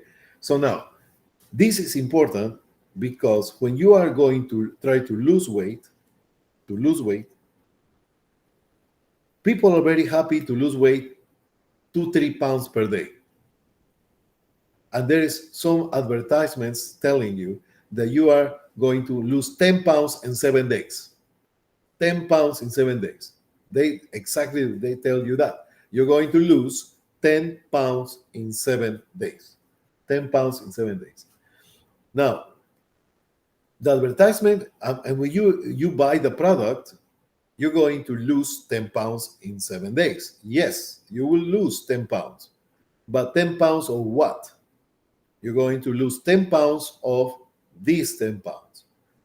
Basically what you're losing is carbohydrates and water. That's all what you're doing. You didn't lose not even 1 gram of fat. That is what you want, right? In the advertisement, pay attention. They tell you what they're telling you, 10 pounds, or we are going to lose 10 pounds, but they don't tell you 10 pounds of what. Okay, so you need to be careful. So the best way to lose weight is not any of these diets. The best way, and probably the only way to lose weight, is going to be a balanced diet and exercises. How long is going to last your diet to lose weight? 3 days, 4 days, 5 days, 7 days? And after that, you complete your diet, or you lose the pounds that you want. How soon you're going to gain again those pounds? Right? It's not a sustainable loss of weight, because you are losing basically carbohydrates and water. Okay? So you need to be careful with that. Other advertisements, I saw advertisements that are very funny, very convincing, by the way. What they put is, I saw they put some kind of fat. They show you the fat. Oh, this is the fat, and they put the magical treatment, and the fat is totally dissolved. Do you see that? Oh my God, I buy it. Where is my credit card? Right? But be careful with that. You know why? Because this is not being approved by the FDA. So Food Drug Administration. So those are considered supplements. So there are no proof of that, number one. And number two, if that will be true, you can imagine all this fat in what they're going to get. They're going to get into triglycerides. And some of them are going to be into cholesterol. So you're going to probably lose some of that fat, but your levels of triglycerides and cholesterol are going to be so huge that increase your risk for cardiac diseases. You're going to start deposit of a lot of cholesterol in your arteries, and that is going to shorten your life. All right, so those advertisements are not going to be actually, and these people are very psychological. For example, these are directed to people, I'm not saying everybody, but people who are very obese, very high weight. And these people, statistically, we know they get depressed for different reasons. That's all. Society, whatever, fat people are not really social as other group. And these people, they know very well they get into depressed. And these people depressed, they watch TV all day. And there are studies about that. Watch TV all day, especially at 1, 2, 3 o'clock in the morning. They cannot sleep. They are actually watching TV. And that is the moment when all these advertisements are bombing the person to try to just sell the product. So it's marketing. They're doing everything they can to sell products. So you need to be always aware. In all these advertisements, they're telling you, oh, 1 free, take 1, 2 free. No, nothing is free here. It's already included in the price. They tell you the product is, for example, $100 is the price that they want to sell it. And they tell you, oh, you know what? This product was $180. We are doing a special price for you because you're first buyers. And we are going to get down to $100. So you save $100. See? So this advertisement, I never believe it. So always you need to put your critical thinking, your science. All right. So that is about this part. Any question, please? Dr. G, I've been on the ketogenic diet for like 45 days now. We're trying to train my body to burn strictly fat cells by not intaking any carbs. Yeah. Do you have to overhydrate to compensate for the ketones that you're Yes. producing to not put a hit on your kidneys? Yes, you need to take much more water. So one of the indicators is your urine.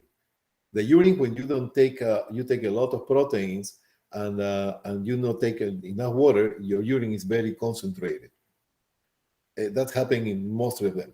So you can control, because you cannot have a lab test. You're a bodybuilder, you're not having a lab test. So just check your urine. If your urine is not that concentrated, that means that your levels of water are diluted, the excess of urea, and it's okay to eliminate.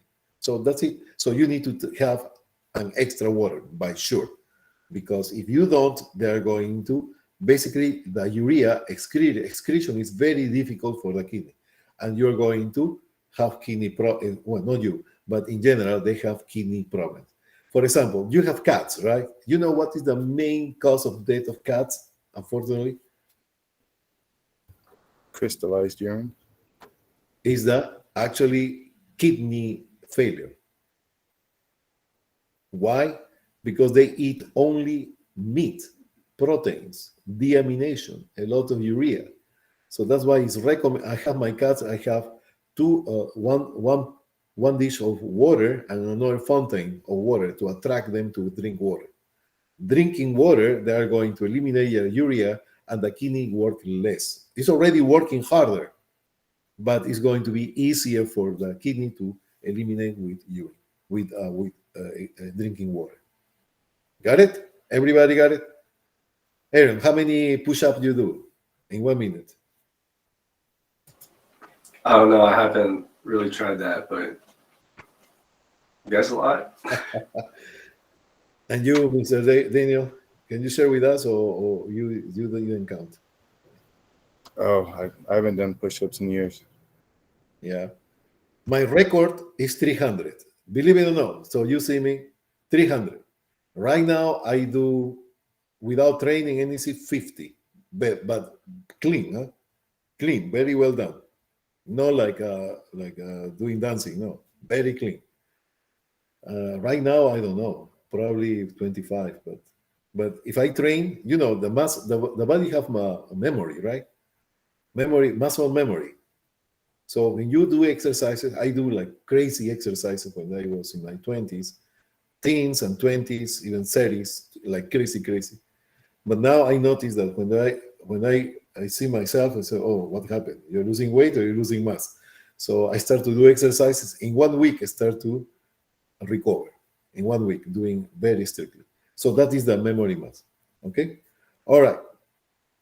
So don't think that I don't have hair or something. I cannot do exercises. I do exercises. Okay. All right. So I hope you enjoy this part, right? So I give you all the tips and details, and all these without you knowing. We are going to use in nutrition. You're going to use in med search. So keep the concepts there, please. Okay. All right. So any question before we pass to the next layer? Miss Miss anything that No. you no? Okay. Miss Marilyn. No, I don't. Okay. All right, guys. So let's start with the kidneys. Okay. Are we ready for kidneys? Yes. Yeah. Okay. All right. So let's go to the kidneys. See, I forgot one thing. The gluconeogenesis. Gluconeogenesis. So please, I'm going to just finish this part. We have the, listen to how I writing down. Glyco. glycogenesis. The glyco again, genolysis. And we have the gluconeogenesis.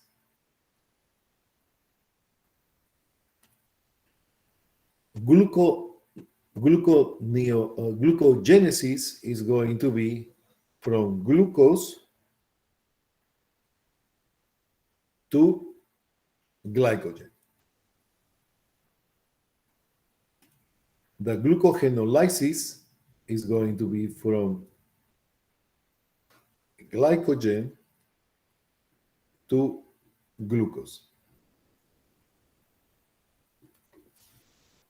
And the gluconeogenesis is going to be from proteins you produce glucose.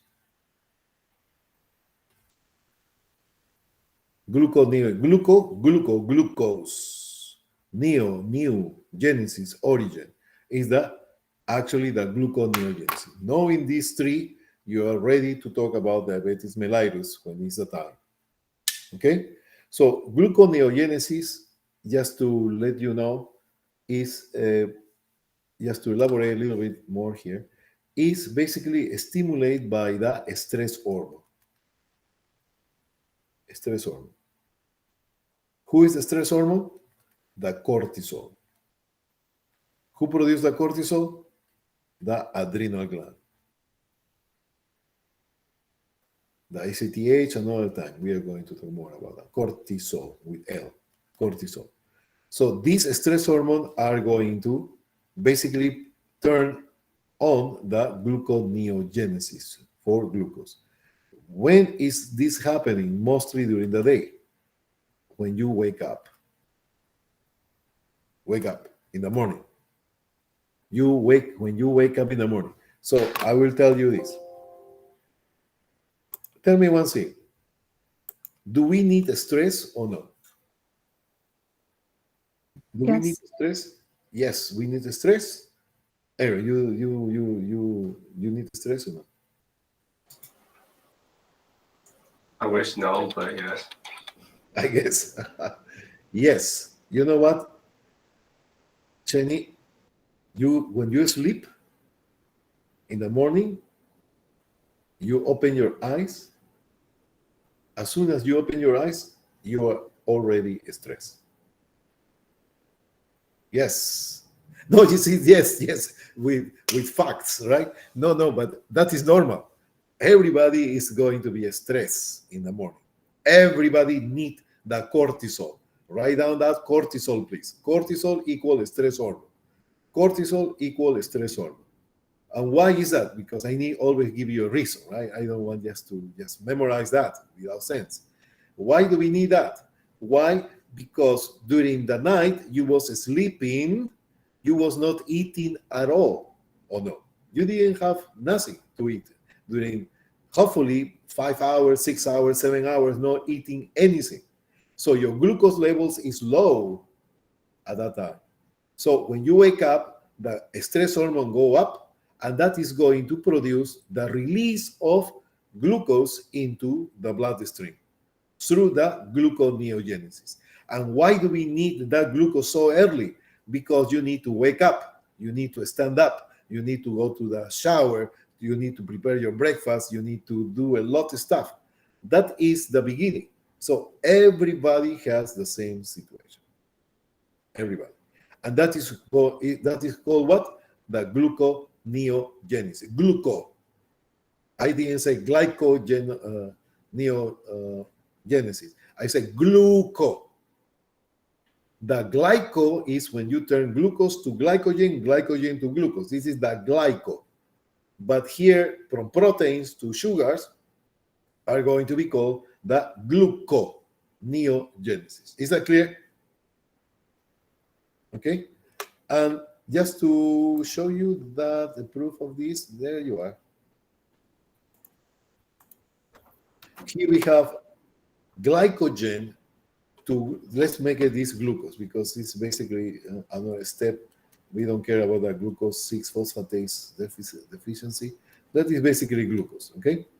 So glycogen, they are going to break down the molecules, the glycogen, and they are going to produce glucose through the glycogenolysis.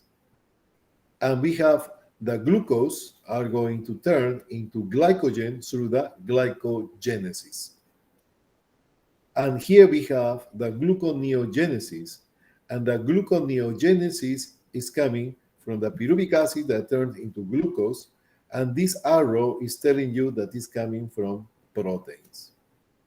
So proteins, that is where it's acting the cortisol. The cortisol. Okay? Okay, so that's it about.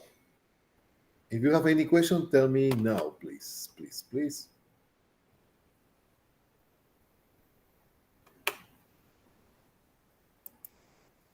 Okay, let's talk about the urinary system.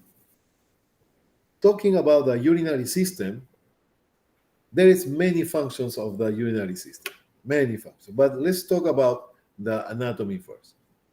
All right, so can you make me a homework? Shiny, you have a ruler there in your place? Something to take measurements and all that? No, because I'm not at home. No. Okay, so everybody, homework, okay? So, but you do this at home, okay, Shiny? I want you to have a ruler and measure your finger. I want you to measure the finger. Why? Because in anatomy physiology, the first thing the doctors was telling us is to measure your finger. Why? Because that is going to give you a reference of the size of the organs that we will talk in anatomy physiology and in bioscience. Okay? So approximately, first of all, you need, just remember, in medicine, mostly we use metric system. I'm sorry, we use metric system. You need to know the metric system. You need to visualize how much is 1 centimeter, how much is 2 centimeters, 5, 10 centimeters, in order to be sure what you're talking about. Okay? All right, so for that, we are going to use the metric system. So how much is your index? Your index. I want you to measure your index. See, yeah, very good. He's trying to measure the index. Okay, index. So index is going to be between, depends. If you play piano, it's about 9 centimeters. If you don't play piano, 8 centimeters. So it's 8 centimeters, approximately what is measured one finger. Okay, so one finger is about 8 centimeters average. You okay with that? Okay. Now, the kidneys are going to be two organs that are going to be located on the posterior portion of the abdominal cavity. Okay. Erin, can you help me, please, Erin? Can you help me? Yeah. If you want to do it, okay? So I want you to stand up and show us where is your kidney. Where do you think is your kidney? If you don't want to stand up, don't stand up, huh? It's kind of blurry now. No, that's okay. We see you. Oh, you okay. Somebody want to do it? Who want to stand up to show me where is your kidney? I will show you where is your kidney.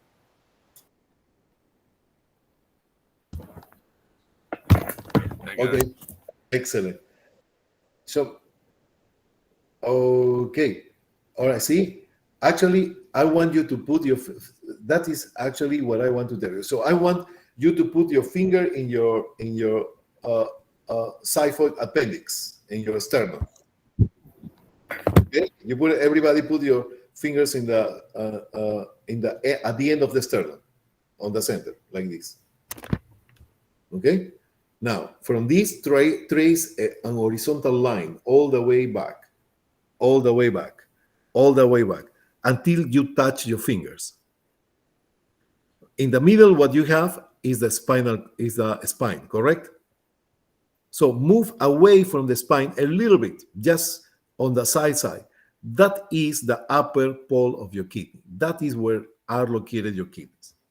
So basically, thank you. So basically, if this is the column, my head is the kidney, this is the right kidney, the kidney is going to be very close to the spine, to the column. It's almost side by side of the vertebrae. Okay, so if you have a different position, and Daniel was doing right, actually the location of the kidney is very medial, central.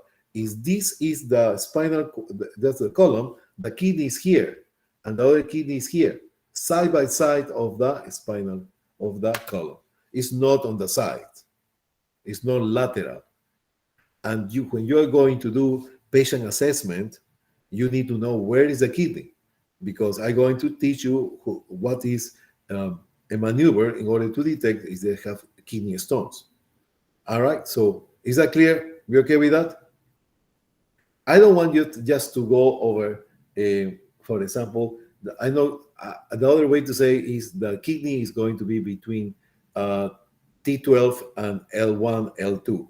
Depends, one kidney is more superior than other. So that is cross anatomy. So I'm just giving you where to find the kidney. So remember the appendix symphysis of the sternum, all the way horizontal, all the way back, that is the upper portion of the kidney. The kidney is going to measure between 10 to 12 centimeters. So this is my finger. My finger is about 8.5. So my kidney is going to be this size. This size. That is the size of the kidney. Okay?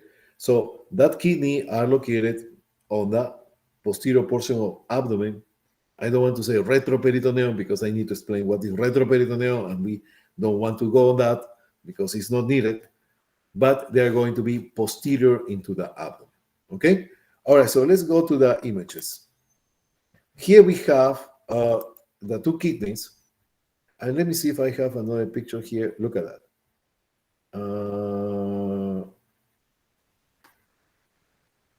Okay, I'm going to use this one. I should have more slides about this.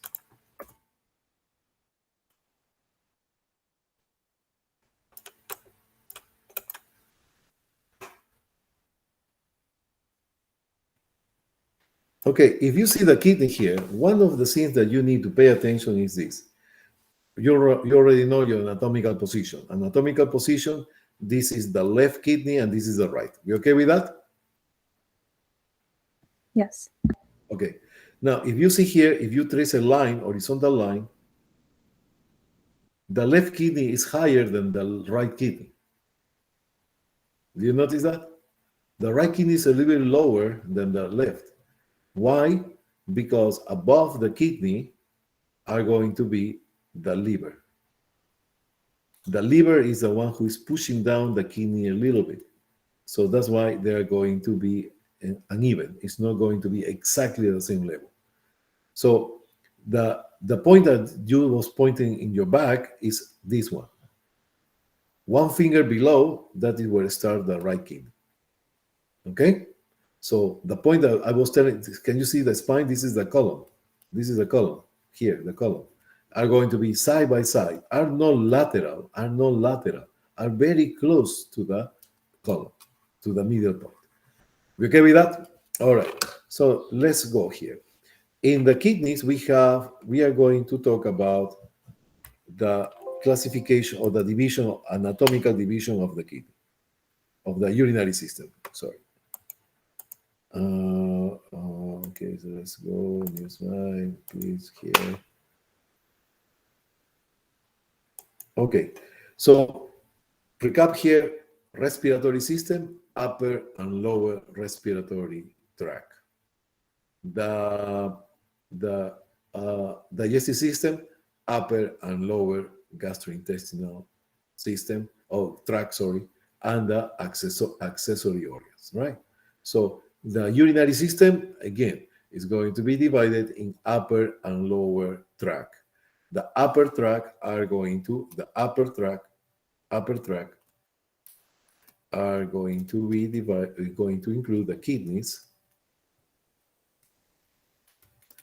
and the two the ureters. And the lower tract, urinary tract, is going to go from the urinary bladder to the urethra. These classifications you need to know, like your first and last name, because the pathologies are different. But so I don't care about pathologies, right? So yeah, you need to care about pathologies. You know why? Because the glomerulonephritis versus cystitis, the treatment is different. So why I care about treatment? I'm not a physician. Yes, you're not physician, but what happened?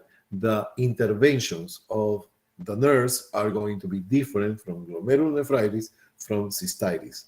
The same from pneumonia to upper respiratory tract. The same thing for upper GI tract from the lower GI tract.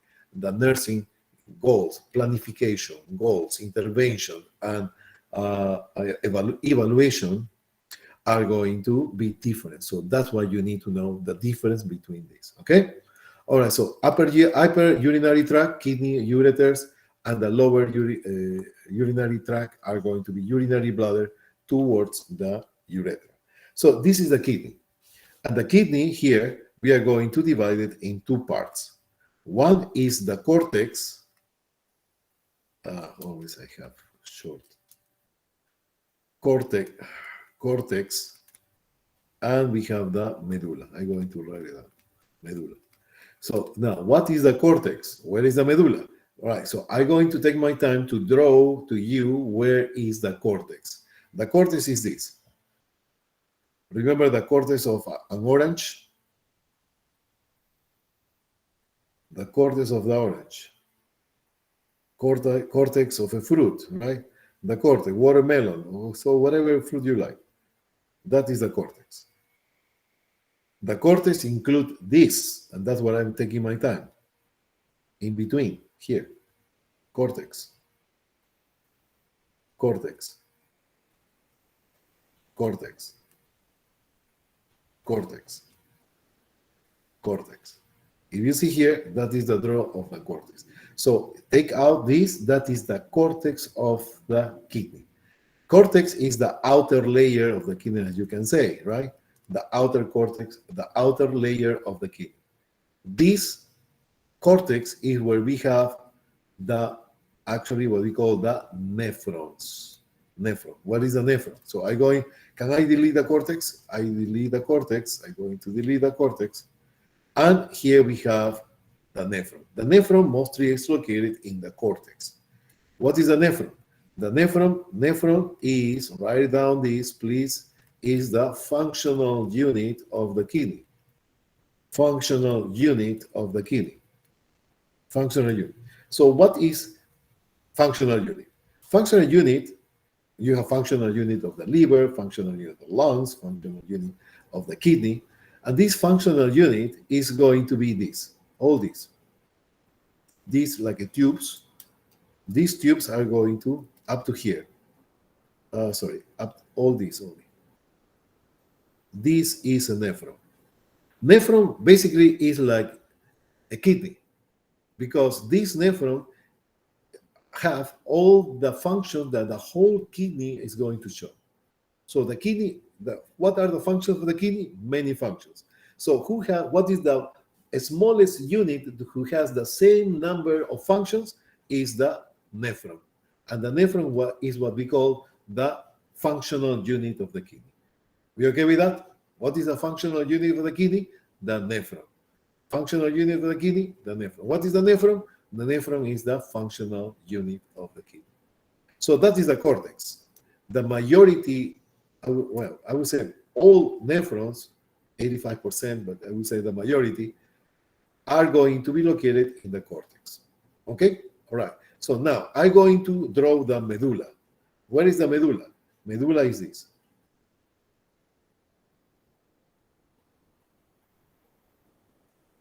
Medulla is this. All this medulla. I'm going to take my time because I want to be sure that we got it. And I know it's simple. You got it, but it's just me, I guess. So that is the medulla. In the medulla is running something important, and we are going to see that later. The medulla, if you see here, can I erase the medulla? Let's erase the medulla. This medulla is the inner portion of the kidney, inner portion of the kidney. These medulla are going to be between 6 to 10 each kidney. They're going to have a shape of a pyramid. So that's why these medulla are going to be, this portion are called the pyramid. Pyramid, like a pyramid, like pyramid of Egypt, pyramid. Okay, so those are the pyramids. Where are the pyramids? The pyramids are in the medulla. What are the content of the medulla? The pyramids. Is that clear or no? It's clear. Okay. Now, from the kidney, we are going to have the urine is coming here. All this is a cavity. All this is a cavity. All this. All what I draw here, I'm painting here, that is called the pelvis.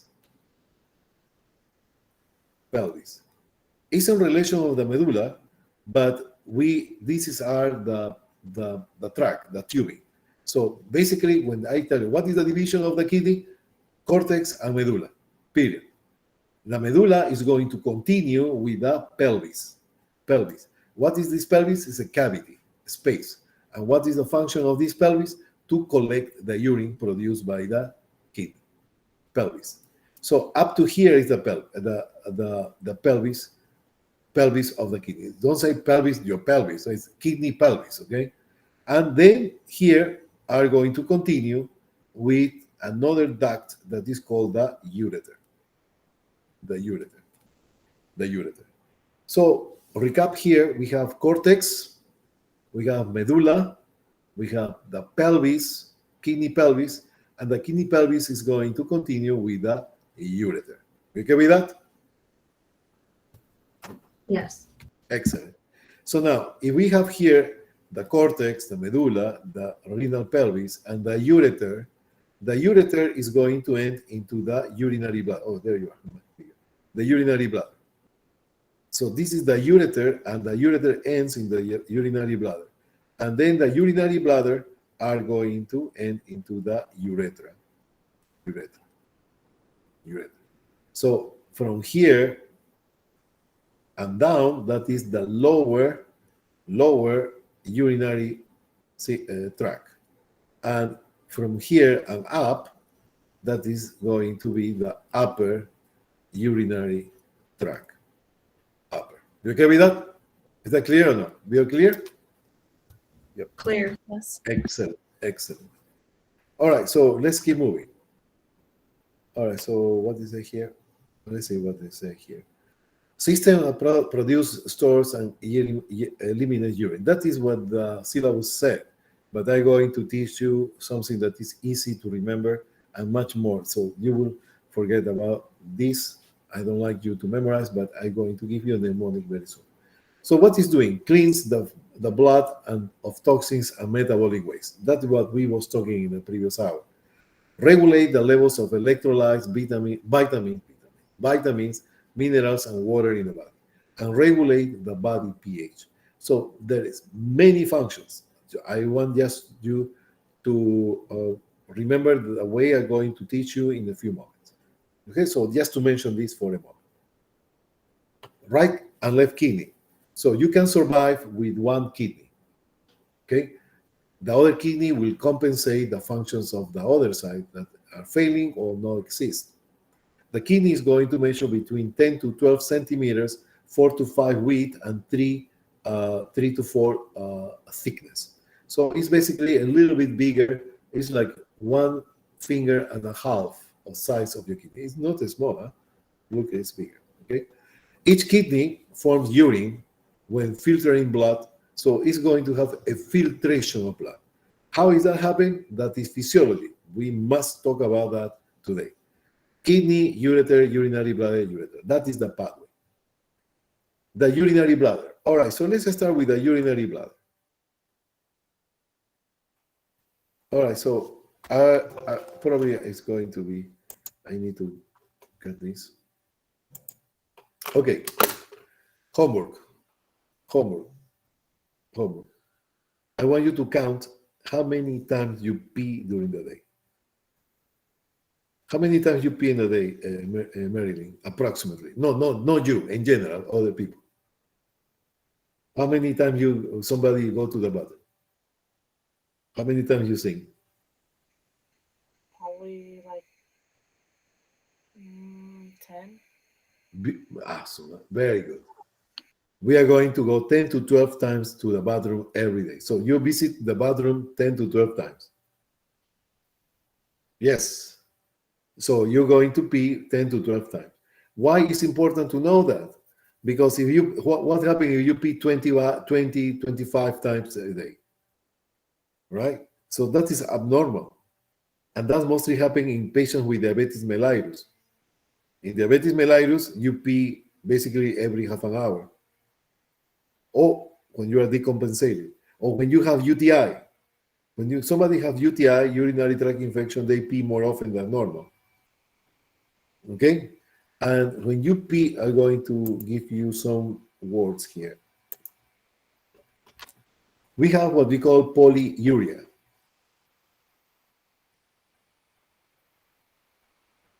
Polyuria.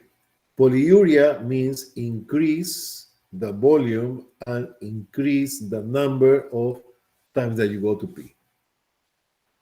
Polyuria. Polyuria. Okay? Polyuria. We okay with that? All right. So now, here we have, what is that? Okay. And the urinary bladder. Okay, let's talk about the urinary bladder. Okay, urinary bladder. This is the urinary bladder.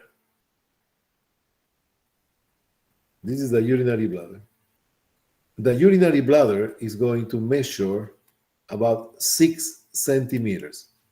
So this is 8 centimeters. The urinary bladder measure like this. I'm going to make another. So that is, all the circle is about 6 centimeters each side.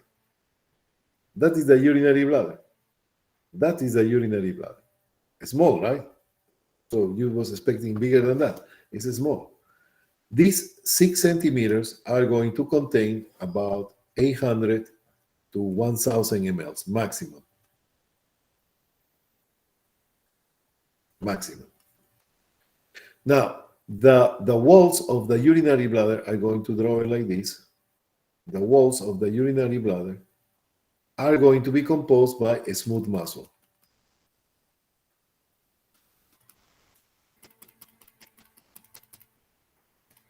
This is a smooth muscle. A smooth muscle is an involuntary muscle. All the smooth muscles are involuntary muscles. So you cannot control that. You cannot, I said, you cannot control that. So what you say, so if I go to the bar, I can stop my pee.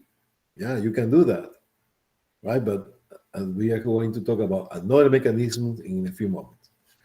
This muscle is called the detrusor muscle.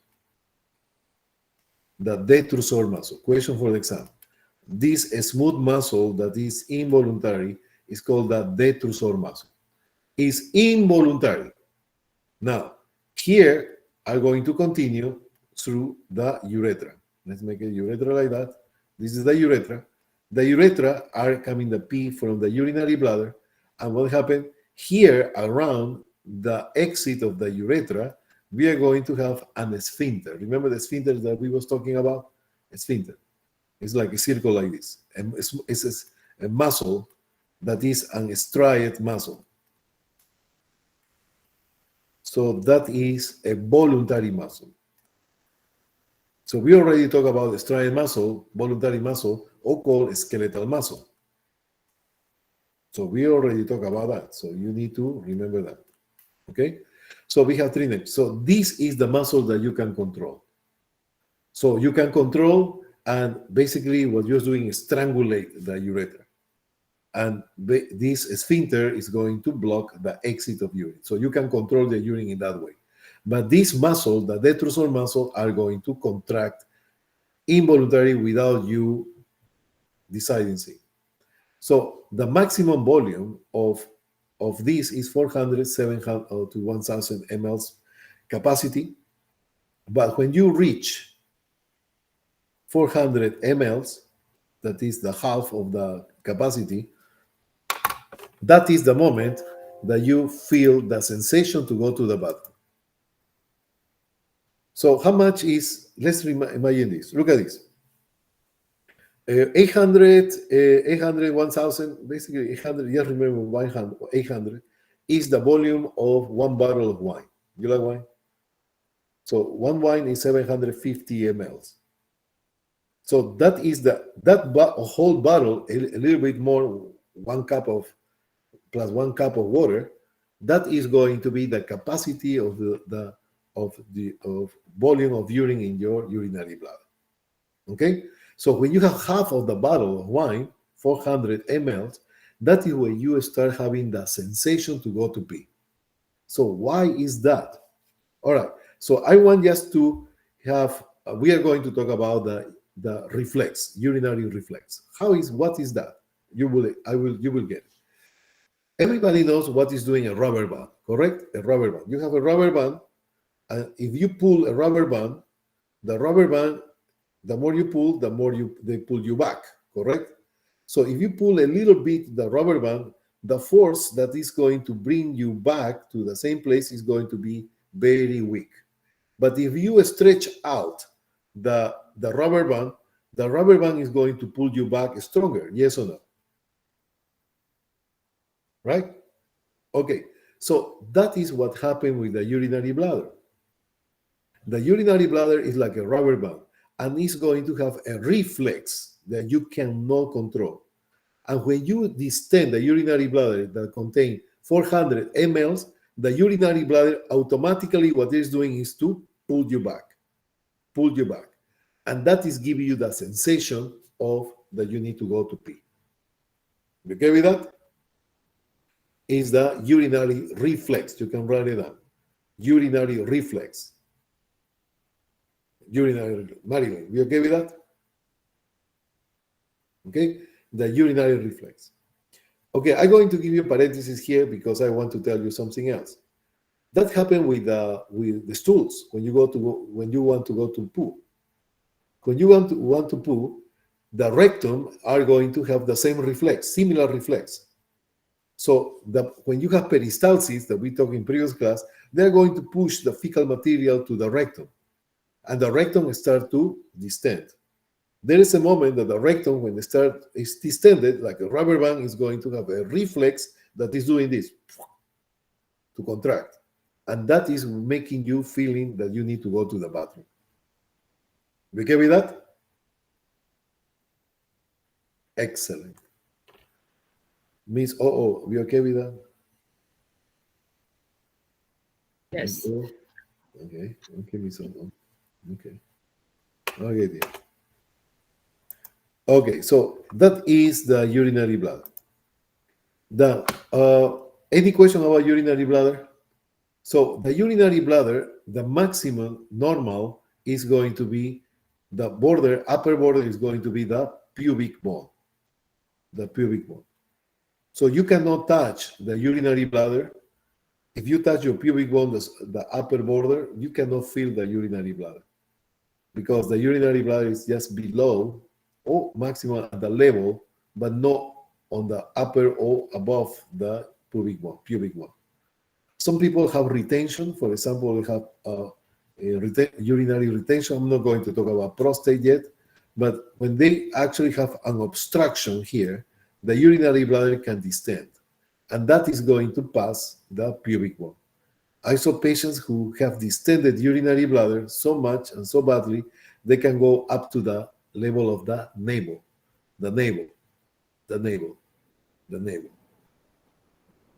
All right, so that is abnormal. So that's all about the ureters.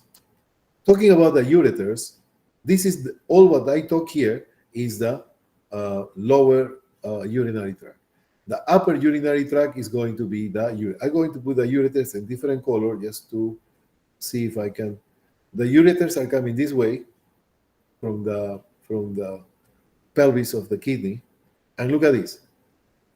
These are not going to drain on the top. They are going to drain behind and below, very under the urinary bladder. So that's why I'm giving these dots here.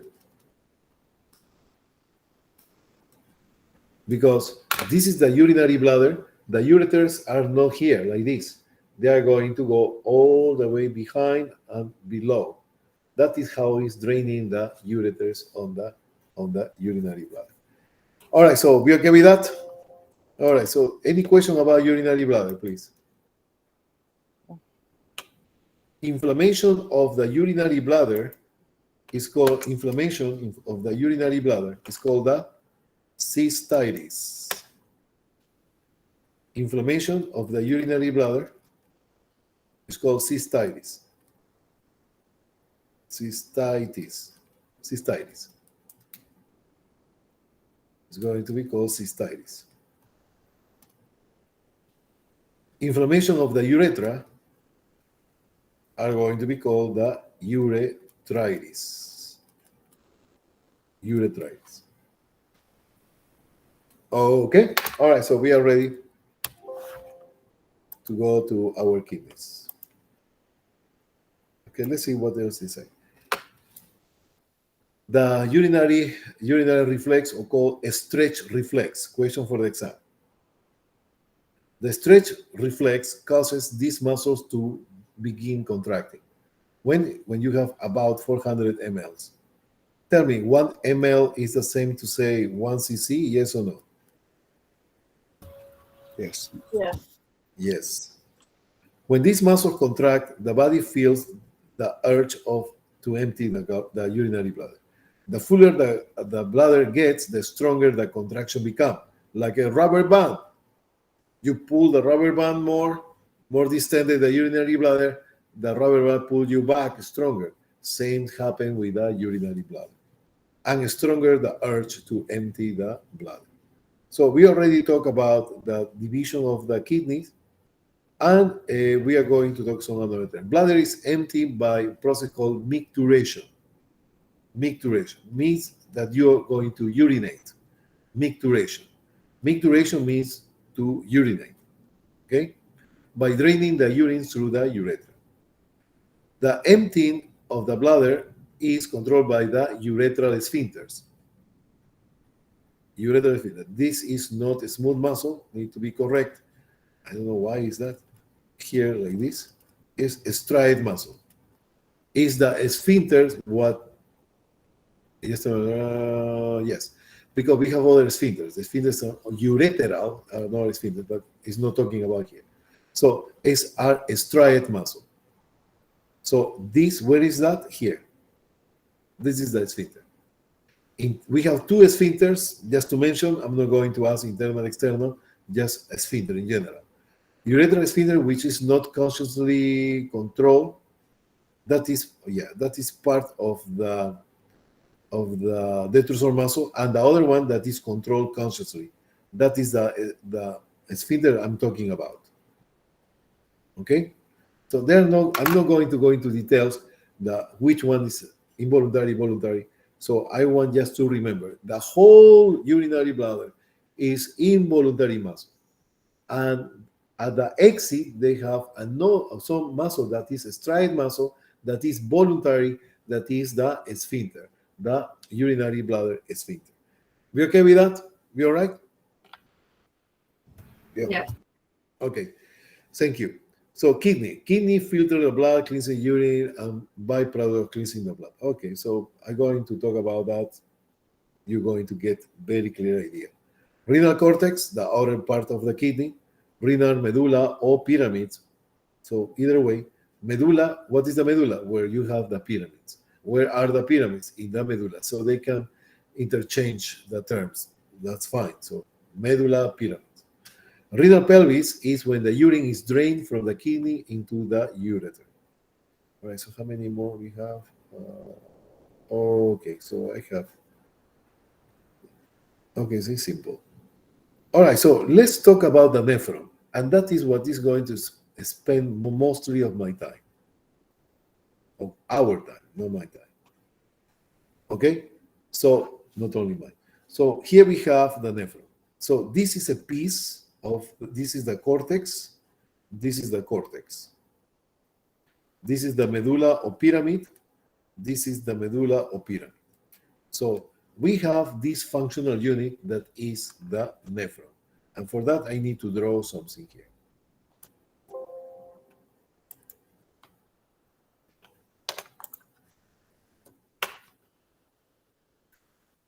All right, so the nephron is this. The nephron, first of all, I want to show you something here. Okay, so one thing I want just to get here is this. If you see here in the middle of in the middle of the image, you have here a big artery. This artery, this one, big artery. What is the name of this artery? It's going to be the aorta. You know already from your class of cardiovascular, right? So this is the aorta. From the aorta, we have here different things. Here we have the diaphragm. This is the diaphragm. And there is some vessels coming out. Here we have the celiac trunk, the superior mesenteric artery. Superior mesenteric artery is a little bit below here. And below that under that are going to be the renal arteries. That's what I want you to remember, renal arteries. The renal arteries. How many renal arteries we have? 2. So these renal arteries, if I am the aorta, the renal arteries are going to arise and go laterally like this, like a T shape. The other vessels that was mentioned in superior mesenteric artery, celiac artery, inferior mesenteric are running like this, anterior, posterior. But these renal arteries are going to be side by side. So one for one kidney and the other one for another kidney. All right, so these arteries are going, let me see if I have here, there you are, this one. If you see here, this is the aorta here, aorta in this area, aorta, and they're going to give the renal artery, the renal artery. The renal artery then is going to get divided. 1, 2, 3, even 4, 5. Called the segmental, the interlobular, and they are going to get branches and branches and branches and branches. Many branches. The arcuate, the radial, etc. So, and then what happened? Look at this. These branches are so tiny. Where are the nephrons? The nephrons are located here. So one of these tiny branches coming from the renal artery, branching from the renal artery, are going to reach each nephron. How they are going to reach it? Like this. So these vessels, if you see here, this is the renal artery entering and divided in many branches. There are going to be more branches, tiny, until they reach the cortex. So this blood that is coming into the nephron are coming basically from the aorta, right? So we have this. And this is what is going to be the beginning of what we are going to talk about, the nephrons. The nephrons, just to tell you a little bit here more, we have 1 million nephrons every single kidney. 1 million nephrons every single kidney. It's important to know that. Why? Because when you have 60% of these nephrons destroyed, you enter into kidney failure. 1 million, huh? It's like all San Francisco. No, San Francisco is 1 million? Yes, San Francisco 1 million. San Francisco, 1 million people. Each person is one nephron. The San Francisco city is the kidney. Okay? All right. So that is how many nephrons we have.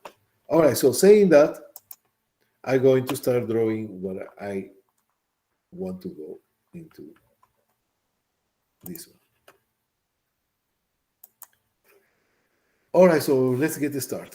Here we have, this is the artery coming from the aorta after many branches. We are in the cortex right now. All these slides is in the cortex. Then actually what is happening?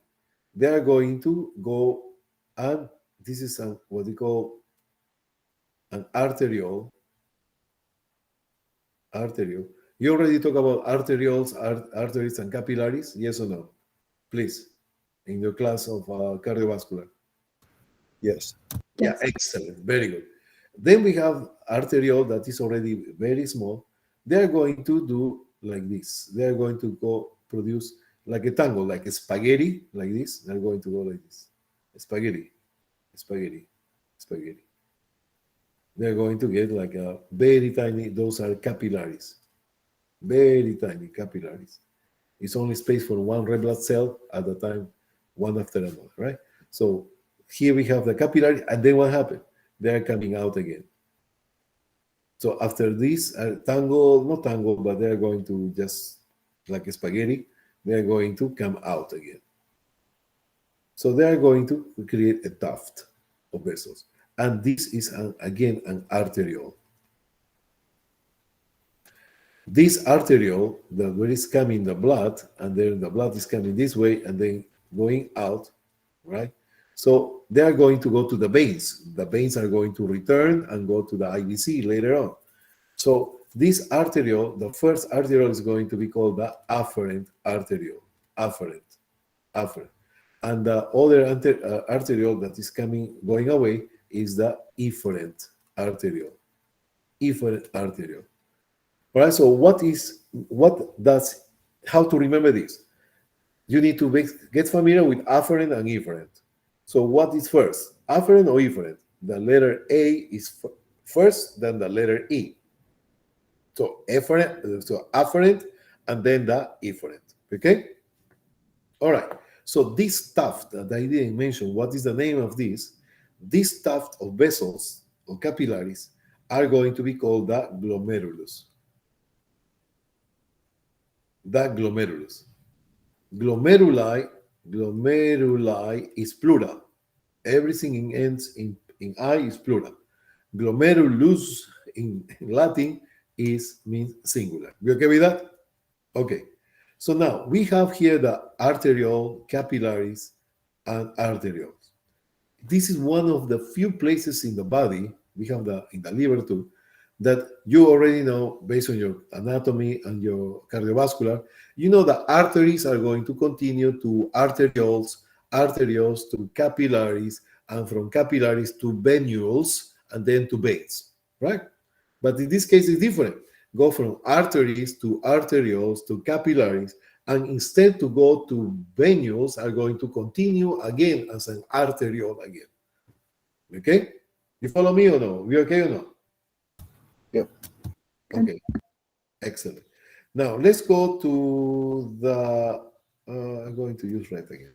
So let's go to this area. So let's go. The nephron is already this arteriole, the glomerulus, and the efferent arteriole. The glomerulus is going to go something like this. It's going to be a cover, like a capsule. Okay? And they're going to continue like this. They're going to do it like this. Okay. So this area, what I mentioned here, this is called the glomerulus. These walls, I want you to use your imagination 360 degrees. It's like a glass of wine. You put a glass of wine and put the spaghetti inside. The spaghetti is the glomerulus, and the glass is going to be the Bowman's capsule.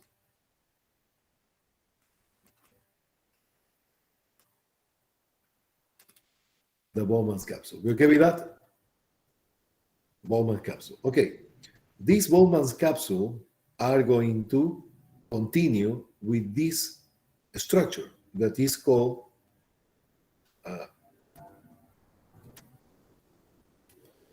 this structure, all these from here to here is called the proximal convoluted tubule. I said tubule. From this proximal convoluted tubule are going to go here, all the way down, again, all the way, very thin, and then go up. They're going to be more thin, and there's more wider. Anyhow, so this area, this is coming from example. They call the hairpin or pin hair. hairpin, right? Hairpin. The hairpin. The hairpin is going to be like a loop. And this structure, like a loop, are going to be called the Henle's loop. Or the loop of Henle. Okay? Then we are going to continue with another duct that is from here to here is the distal convoluted tubule. I said tubule. So the distal convoluted tubule is called the DCT, by short. All this is the DCT. The proximal convoluted tubule is called the PCT. All this is the PCT. PCT, then we have the Henle's loop, and then the other portion is the DCT. So we have many structures that compose the nephron. The nephron are going to be, nephron is going to be the glomerulus with the afferent and efferent, Bowman's capsule, PCT, Henle's loop, and the DCT, the distal convoluted tubule. Okay? Yep. Okay.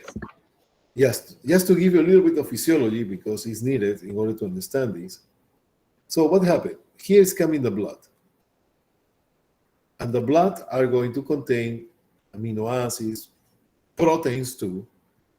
What is a protein? A group of amino acids, right? Together.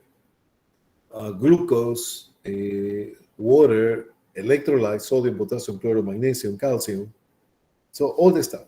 Now, they're going to go over this blood here, and they're going to get into the capillaries called the Bowman's capsule. I mean, the glomerulus. So I'm going to take a piece of this capillary here, and I'm going to make it bigger. So this capillary, that is part of the bone of the glomerulus, are going to have openings like this. Are going to have openings like that. We have proteins, for example, that are this size. Red blood cells are going to be this size. We have water that are going to be this size. We have electrolytes that are going to be this size. Very tight. So if the blood is coming this way from the renal artery, going to the afferent arteriole, and they go to the glomerulus, the blood is going to have a filtration. So the capillaries, they have these fenestrations or called pores. You have to give a name. Pores is that give it a name. Pores, P-O-R-E-S. And when the blood is passing, what is going to come out are molecules that are tiny enough to pass through these openings. And that is the case of water, electrolytes, amino acids as well, glucose. When I say amino acids and proteins, it's a different thing. Amino acids are, proteins is the wall of bricks. Amino acids are going to be the bricks, individual bricks. Okay? All right.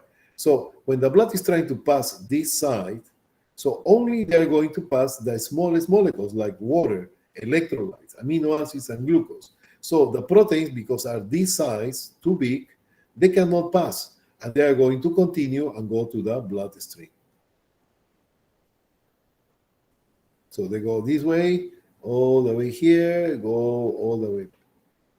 Now, what happened with the water, and the electrolytes and amino acids that are going to drain here, are going to pass here?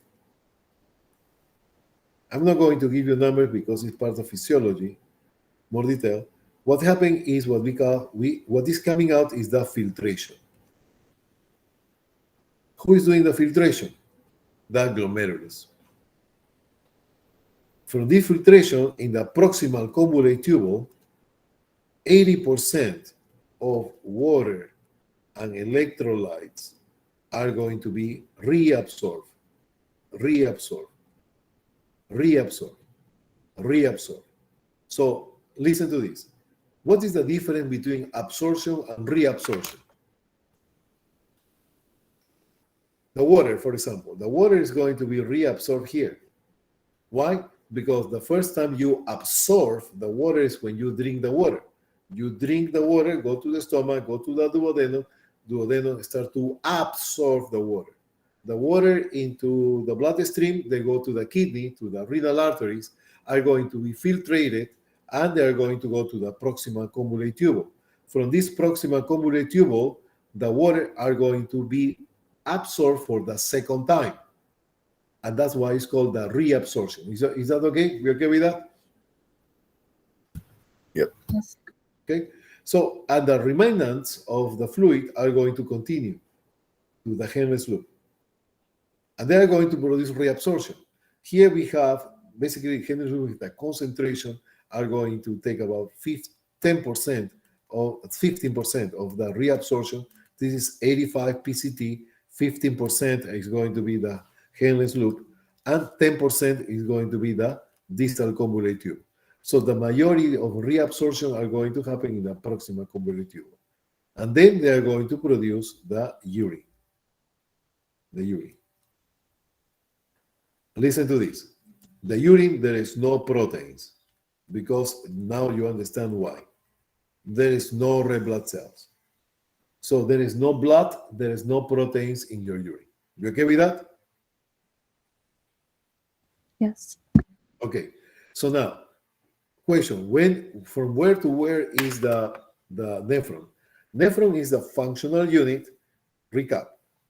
Nephron is a functional unit. We have 1 million every kidney, so we have 2 million total. 1 million in the right kidney, 1 million in the left kidney, are going to be composed by nephrons, right? Nephrons. Nephrons is a functional unit and is going to be composed by the glomerulus, the Bowman's capsule, the PCT, the Henle's loop, and the distal convolute tube. You can include the afferent and the efferent arteriole with the glomerulus, with the Bowman capsule, PCT, HL, and DCT. So that is the functional unit. That is the one of the brick of the wall that we was talking about before. Okay, it's the functional unit. Okay, the functional unit of the proteins, remember, is amino acids. Those are the brick of the wall. The brick is amino acid, the wall is the protein. Similar thing here, the functional unit of the kidney. The brick is going to be the nephron, and the wall is going to be the whole kidney. You okay with that? Yes. All right. So for the exam, you need to remember the names. The glomerulus, the Bowman's capsule, we have the PCT, HL, and the DCT.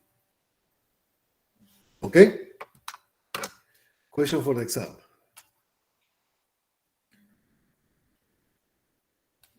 A little bit of correction here. We have, when you are talking about the glomeruli or glomerulus, plus the Bowman's capsule,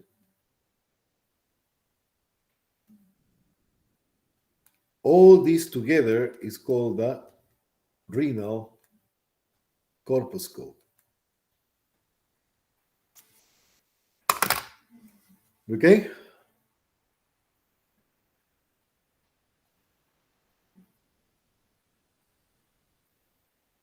Everybody got it?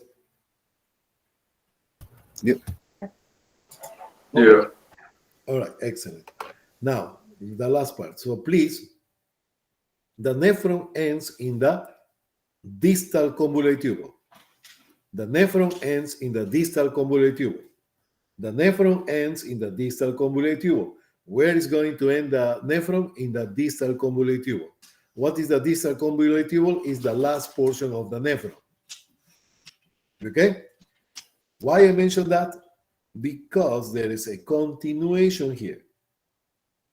This is not nephron anymore. What is coming after the nephron is a tube that is coming here like this. It's what we call the collecting duct. Collecting duct. I mentioned here we have the proximal convolute tubule, the distal convolute tubule, but now I'm talking about collecting duct. The collecting duct do not belong to the nephron. Okay? So what is doing the collecting duct? They have reabsorption of 5% of fluids. Another time, this is physiology. And the collecting duct, what is going to drain is the urine. It's from the filtration that you are having after the blood is being filtrated, reabsorption. They are going to, basically the remnants are going to be eliminated through the urine. So I want to show you one more thing here. If you see here, look at that. Can you see these rays here on the pyramid? Can you see these rays? Yep. Yes. These rays are the collecting ducts. Because here we have the glomerulus with the proximal, with the distal, Henry's loop coming in, coming out and in into the cortex, and then the distal convolute tubule up to here. So all this, including this, but this Henry's loop, because end, start and end in the cortex, within the cortex, is considered in the cortex. All right, so this is the nephron. But this portion, this tube that I'm going to draw in blue here, this is going to be the collecting duct. How many collecting ducts we have per kidney? How many collecting ducts we have per kidney? 6 to 10. No, that is the pyramids. 1. One only? No. More. Tell me, the collecting duct belong to every nephron, yes or no?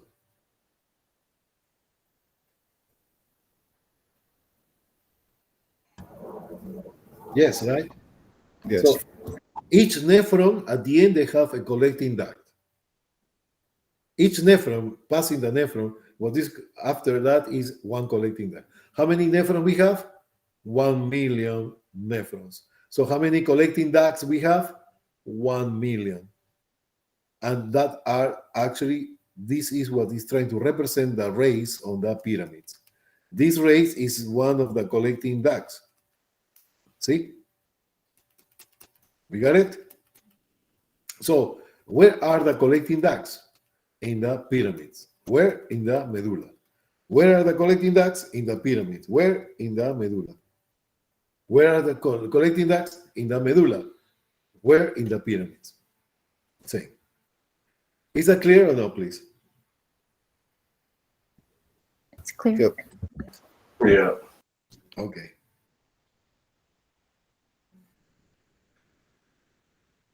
Okay, so let's see. What time is it?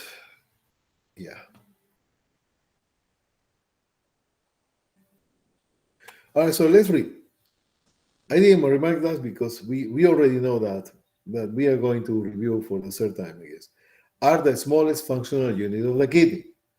They are the ones that actually do the job for filtering the blood. Where is happening the filtration? The filtration happens in the glomerulus. Write it down that. Where is happening the filtration? In the glomerulus. When you are going to learn later on what is the glomerular filtration rate in glomerulonephritis, you need to know that concept. That's why you must know where is the filtration. The filtration is going to happening in the glomerulus. They select the molecules that are still needed and return them back into the blood. And they dispose of the molecules that are not needed in the form of urine. So the urine is going to have the urea, is going to be water, excess of electrolytes. Okay? excess of glucose. With diabetic mellitus, they have excess of glucose. They excrete glucose, but we don't eliminate proteins because the proteins are too big. Red blood cells are too big to be filtered by the glomerulus. Each kidney contains over 1 million of these nephrons. Okay, so we have these nephrons. Okay. All right, so let's talk about the filtration. The filtration process of moving particles, but not the large ones, into the Bowman's capsules. What is the Bowman's capsule? The Bowman's capsule is this guy. This is the Bowman's capsule. This is the representation of the glomerular capillary. They are going to pass small molecules, not big molecules. That is the filtration. Where is going to happen? In the glomerulus. Where is the glomerulus? In the cortex. So we have aorta, renal artery, afferent arterioles, glomerulus within the Bowman's capsule, and the efferent arteriole. Nice, right? Where is happening the filtration? Here. This is happening the filtration. Here. Because this Bowman's capsule is like a glass of wine. The stem, imagine the stem that is a hole, is a cavity. And you put the spaghetti on the glass. So the water are going to filtrate into the glass, into the stem, and they go continue to the, so the stem will be the proximal convolutive. Okay? All right, so this is for your entertainment at home. So this is your homework. You don't need to submit this, but you need to practice here. What is the afferent? What is the efferent? Where is the capillary? Where is the Bowman's capsule? Where is the renal corpuscle? Where is the PCT? Where is the Henle's loop? Where is the distal convolutive? Where is the collecting duct? Okay?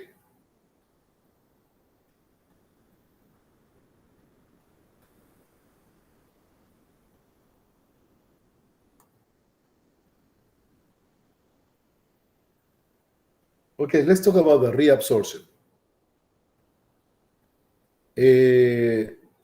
Marcel,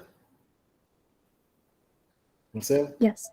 remind Yes. me, please, about uric acid, okay? Before I forget, okay? Okay. Reabsorption. The reabsorption is happening basically in the proximal convolutive. Only just what you need. If you don't need something, eliminate that. If you need it, are going to reabsorb. The condition should be no bigger than the pores of the capillary. The pores, you know what is a pore, right? Pore is the support, opening of the capillaries, pores. Some people call fenestration, but I don't want to complicate it. Then we have the excretion. Excretion is going to be, you're going to eliminate, you're going to form 2 mLs of urine per minute. So you produce about 40 drops of urine every minute. Nice to know, right? Well, okay. So, all right. So urinary disorders.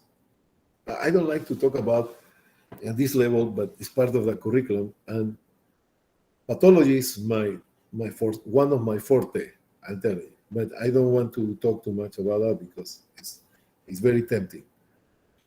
Polycystic kidney disease. Poly means many. Cystic means, cystic is a cyst. What is a cyst? A cyst is a membrane containing fluid. If you remember the picture of the previous kidney, very nice kidney, right? Look at that. Do you eat kidney? Somebody ate kidney before? No? I have. Yeah. There's a way to cook. Well, anyhow, this is the kidney, normal kidneys. But now look at this kidney. See the difference? All right, so this polycystic kidney disease are basically a congenital disorder. We have different type of polycystic kidney disease. We have the autosomal recessive polycystic kidney disease. We have the autosomal recessive polykidney disease. And what is in general, just not to go too deep, is that when you have the theory for this is that when you have here the the nephron, and you have the proximal convolute tubule, the Henle's loop, and the distal convolute tubule, one of these ducts are going to be obstructed, one of these nephrons, and fluid start to accumulate, and that forms a cyst. Nice, right? And this cyst, basically what it's doing is to destroy the nephron. So that's why you see the presence of the cyst is the dilation of the convolute tubules, could be distal, proximal, or Henle's loop. Mostly the thing is the ascending or thick ascending loop Henle, and they are going to destroy basically the kidney. Polycystic kidney disease. All right, so we have multiple cysts in the kidney, usually an hereditary condition. We have multicystic dysplastic disease. We have many others that basically it's not the moment to talk, but there is a diseases. This is a congenital disorder. Congenital disorder. So you're born with this. Basically, one group they can die almost few hours, another the disease is going to be progressive until 50 years old or more, and that is where it starts to have kidney failure. ARF. ARF sounds like a dog. ARF is the acute renal failure. Acute renal failure.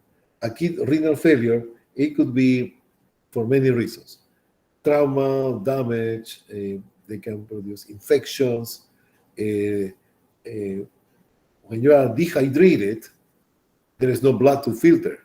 The kidneys start getting into necrosis. Necrotic means the kidneys start to die. That is acute renal failure.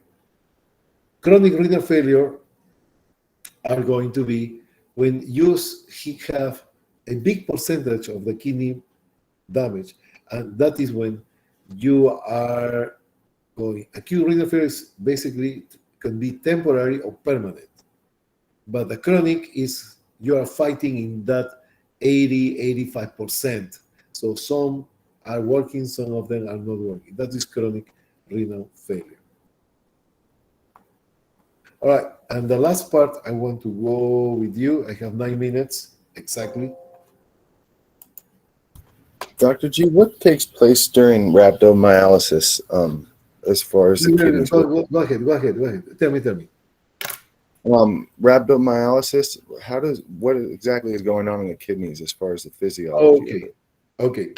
Excellent question. I'm going to elaborate. Daniel is touching something that is very important. Some people, when you have an accident, they have so multiple traumas that they die because of kidney failure. Other situations will be, for example, a person who are being beat by a fight or something. They was beaten to death. They die because of kidney failure. Other medications, for example, we have the atorvastatin, the Lipitor, that is for decrease the cholesterol levels, can produce actually kidney failure. Why is that? In all these 3 cases I was mentioning, is a process called the rhabdomyolysis. What is rhabdomyolysis? Rhabdomyolysis is rhabdo means striate muscle. Striate muscle or voluntary muscle, right? Or skeletal muscle, right? So that is the rhabdo. Myo means muscle, and lysis means destruction. There is drugs like antilipemics.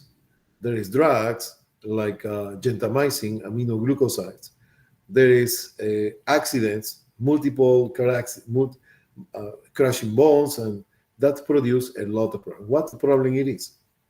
So here you have a muscle. I'm going to make one fiber.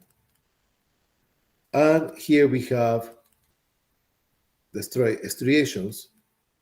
And these striations are the ones who contain proteins. These proteins are going to be the actin, myosin, troponin, tropomyosin, etc. So what happened here?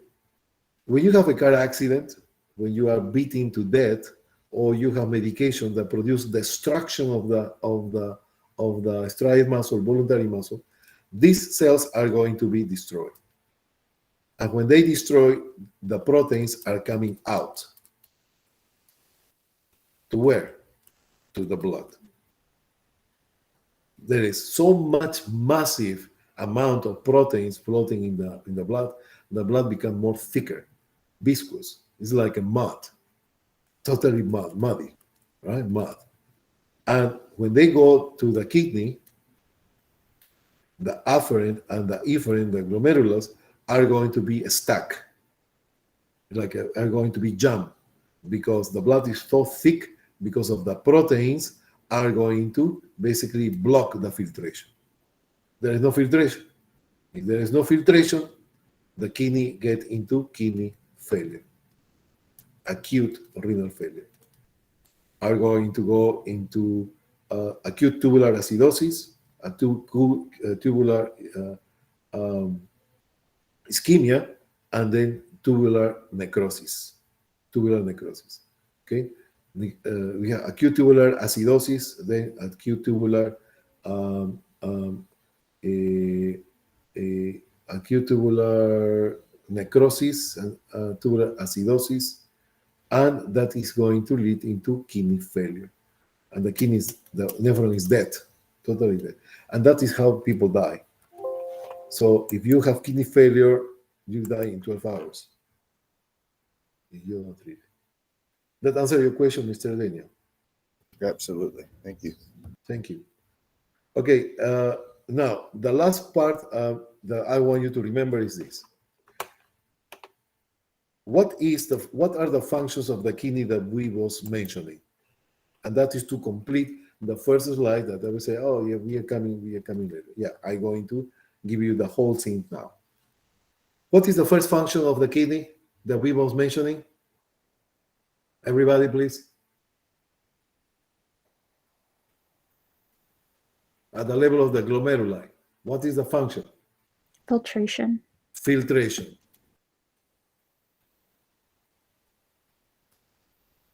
Then what happened?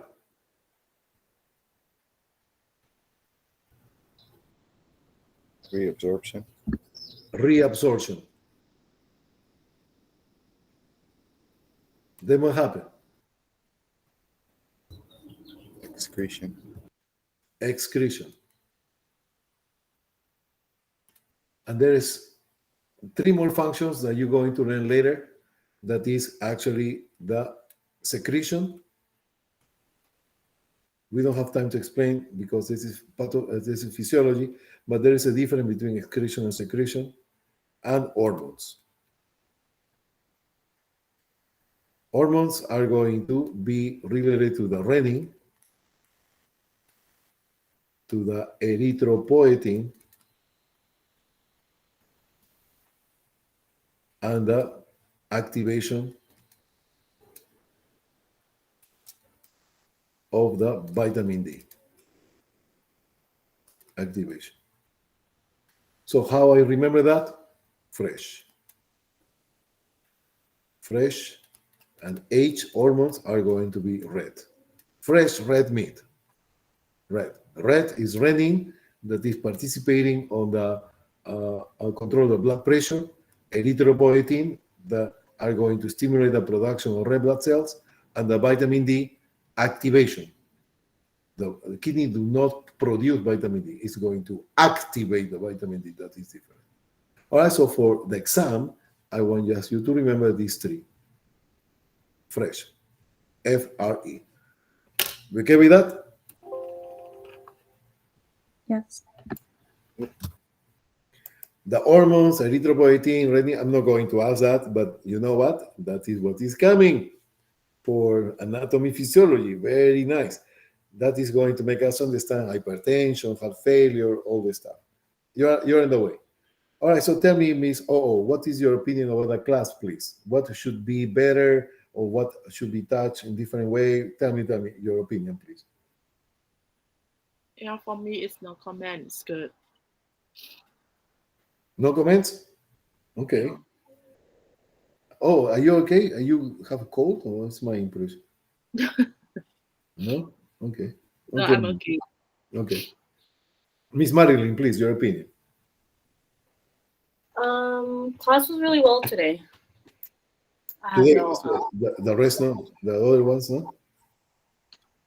Oh no, the other ones were good too. It's just like I said, previous class, the ending of lectures usually like really rushed, but today was kind of like even. Yeah.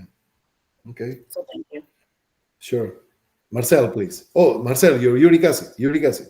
I only mentioned it, doctor, because on lecture 8 PDF it says that hyperuremia and hyperuricemia are the same, but I know that hyperuricemia is for uric acid, not urea. You're right. Right. Hyperuricemia is high levels of uric acid. Okay, and hyperuremia is high levels of ammonia. Ammonia, I mean urea. Okay. Yeah, it's just in the PDF it says that they're No. interchangeable, but they're not. They're not. The PDF is yeah. So just correct that, please. Very good. Okay. Uric acid is coming from the DNA. It's not coming from proteins. The uric acid is the degradation of the DNA into uric acid. Okay, the uric acid is a waste product of the DNA, and mostly with people who eat a lot of meat. A lot of meat, they have a lot of uric acid, and that it can lead into gout. I can explain you more if you want to stay after class. I can explain you much more about gout. Okay. It's okay. I'm familiar because it runs in the family. Oh, okay. If you have any questions, I will be more than happy to help. Okay, or to clarify. All right, thank Any you. from A to Z. Gout. Gout is one of my favorite topics, by the way. Seriously, yeah. All right. Thank you, Marcel. So the class was okay for you, Marcel. Yes, it was good today. Any Thank you. today only? My God, today only. Always. Oh, okay. Tell me. Class is always good. Okay, don't make me concerned. I will not be able to stay. Erin, please. No complaints. Really like the picture layouts that you draw out. Makes it easier to like further understand it. But other than that, yeah, it was good. Just like all the other classes. Thank you, Erin. Thank you so much. Thank you. If any suggestion to change or to improve, please always you're very welcome to let me know. Please, okay? Shani, please. Today's class was good. I agree with Marilyn. It wasn't, everything like evened out. It wasn't rushed today, so we got a thorough understanding of everything. But everything was good. Yeah, thank you. I don't have choice. How I can make it shorter, right? So I can read the slides and can make it shorter, but yeah, it's difficult for me to sleep at night if I do that. Seriously. So I'm trying to give you my best. So I will try to make it shorter. For example, tell me, Shani, I explained too much about one topic because I explained like 2-3 times each part. Or is that Yeah, okay? I mean, you do explain. It's just like usually the first part of the lecture is explained way more than the second part of the lecture. So, and I just feel like we need to know a lot about, as far as the human body, the urinary tract system, just everything that's, And you know what I'm going to do? And that's what I do right now because this part of metabolism or whatever is important to know diabetes mellitus. But next class, I'm going to start from the end of the lecture. So I start, for example, urinary system, and at the end, I'm going to do the biochemistry. Okay? So that is going to give us more time to ask questions, etc. Thank you, thank you, thank you. So remind me that, please. I will do it by sure. Mr. Daniel, please, your opinion, your input, or go directly to the jugular is needed. No, no problem. No, class was good. I really did like the protein review you threw in there. Reiterating on, really concrete foundational topics, so we don't forget them for midterms and then the finals. Exactly. Helpful. Thank you, Mr. Daniel. By the way, the midterm exam is going to be next Wednesday. No, not this Wednesday, but next Wednesday. I think it's the 8th. Today is the 2nd, right? No, when is the next Wednesday? Next Wednesday is going to be the 11th. So that is the midterm. So for that, we are going to do a tutoring review on Tuesday 10. At what time? At 9 to 9:30 approximately, because I need to, the other group, oh, no. Wait just a moment. So you don't have class Tuesdays? No. Tuesday, I need to approach on my day. Can we do at 6 o'clock in the morning? Yes. Which day? Tuesday? Tuesday, 5, 6 Yeah. o'clock in the morning, Yes. 4 o'clock? No, of course not. Anytime on the Tuesday. Look at that. Look at that spirit of Miss Oh. Yes, okay. So let's do something sometime that is kind of okay.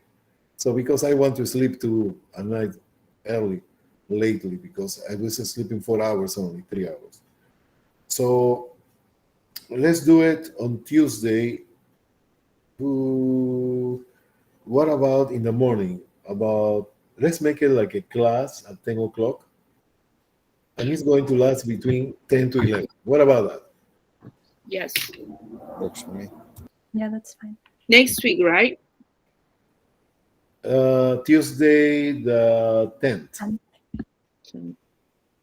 Miss Oh, Yes. you're going to remind me, okay? That is your duty now. Okay, you text me. You have my phone number, right? Yeah. Okay, text me. Okay, text me. Yes. Okay, just to remind me, please, if you can. Yes. 10 o'clock, right? Tuesday, Yeah, May yeah. 10th, on 10 o'clock, 10 a.m. Yeah. Okay. Guys, if you have any question or any group concern or any group decision or whatever, let me know.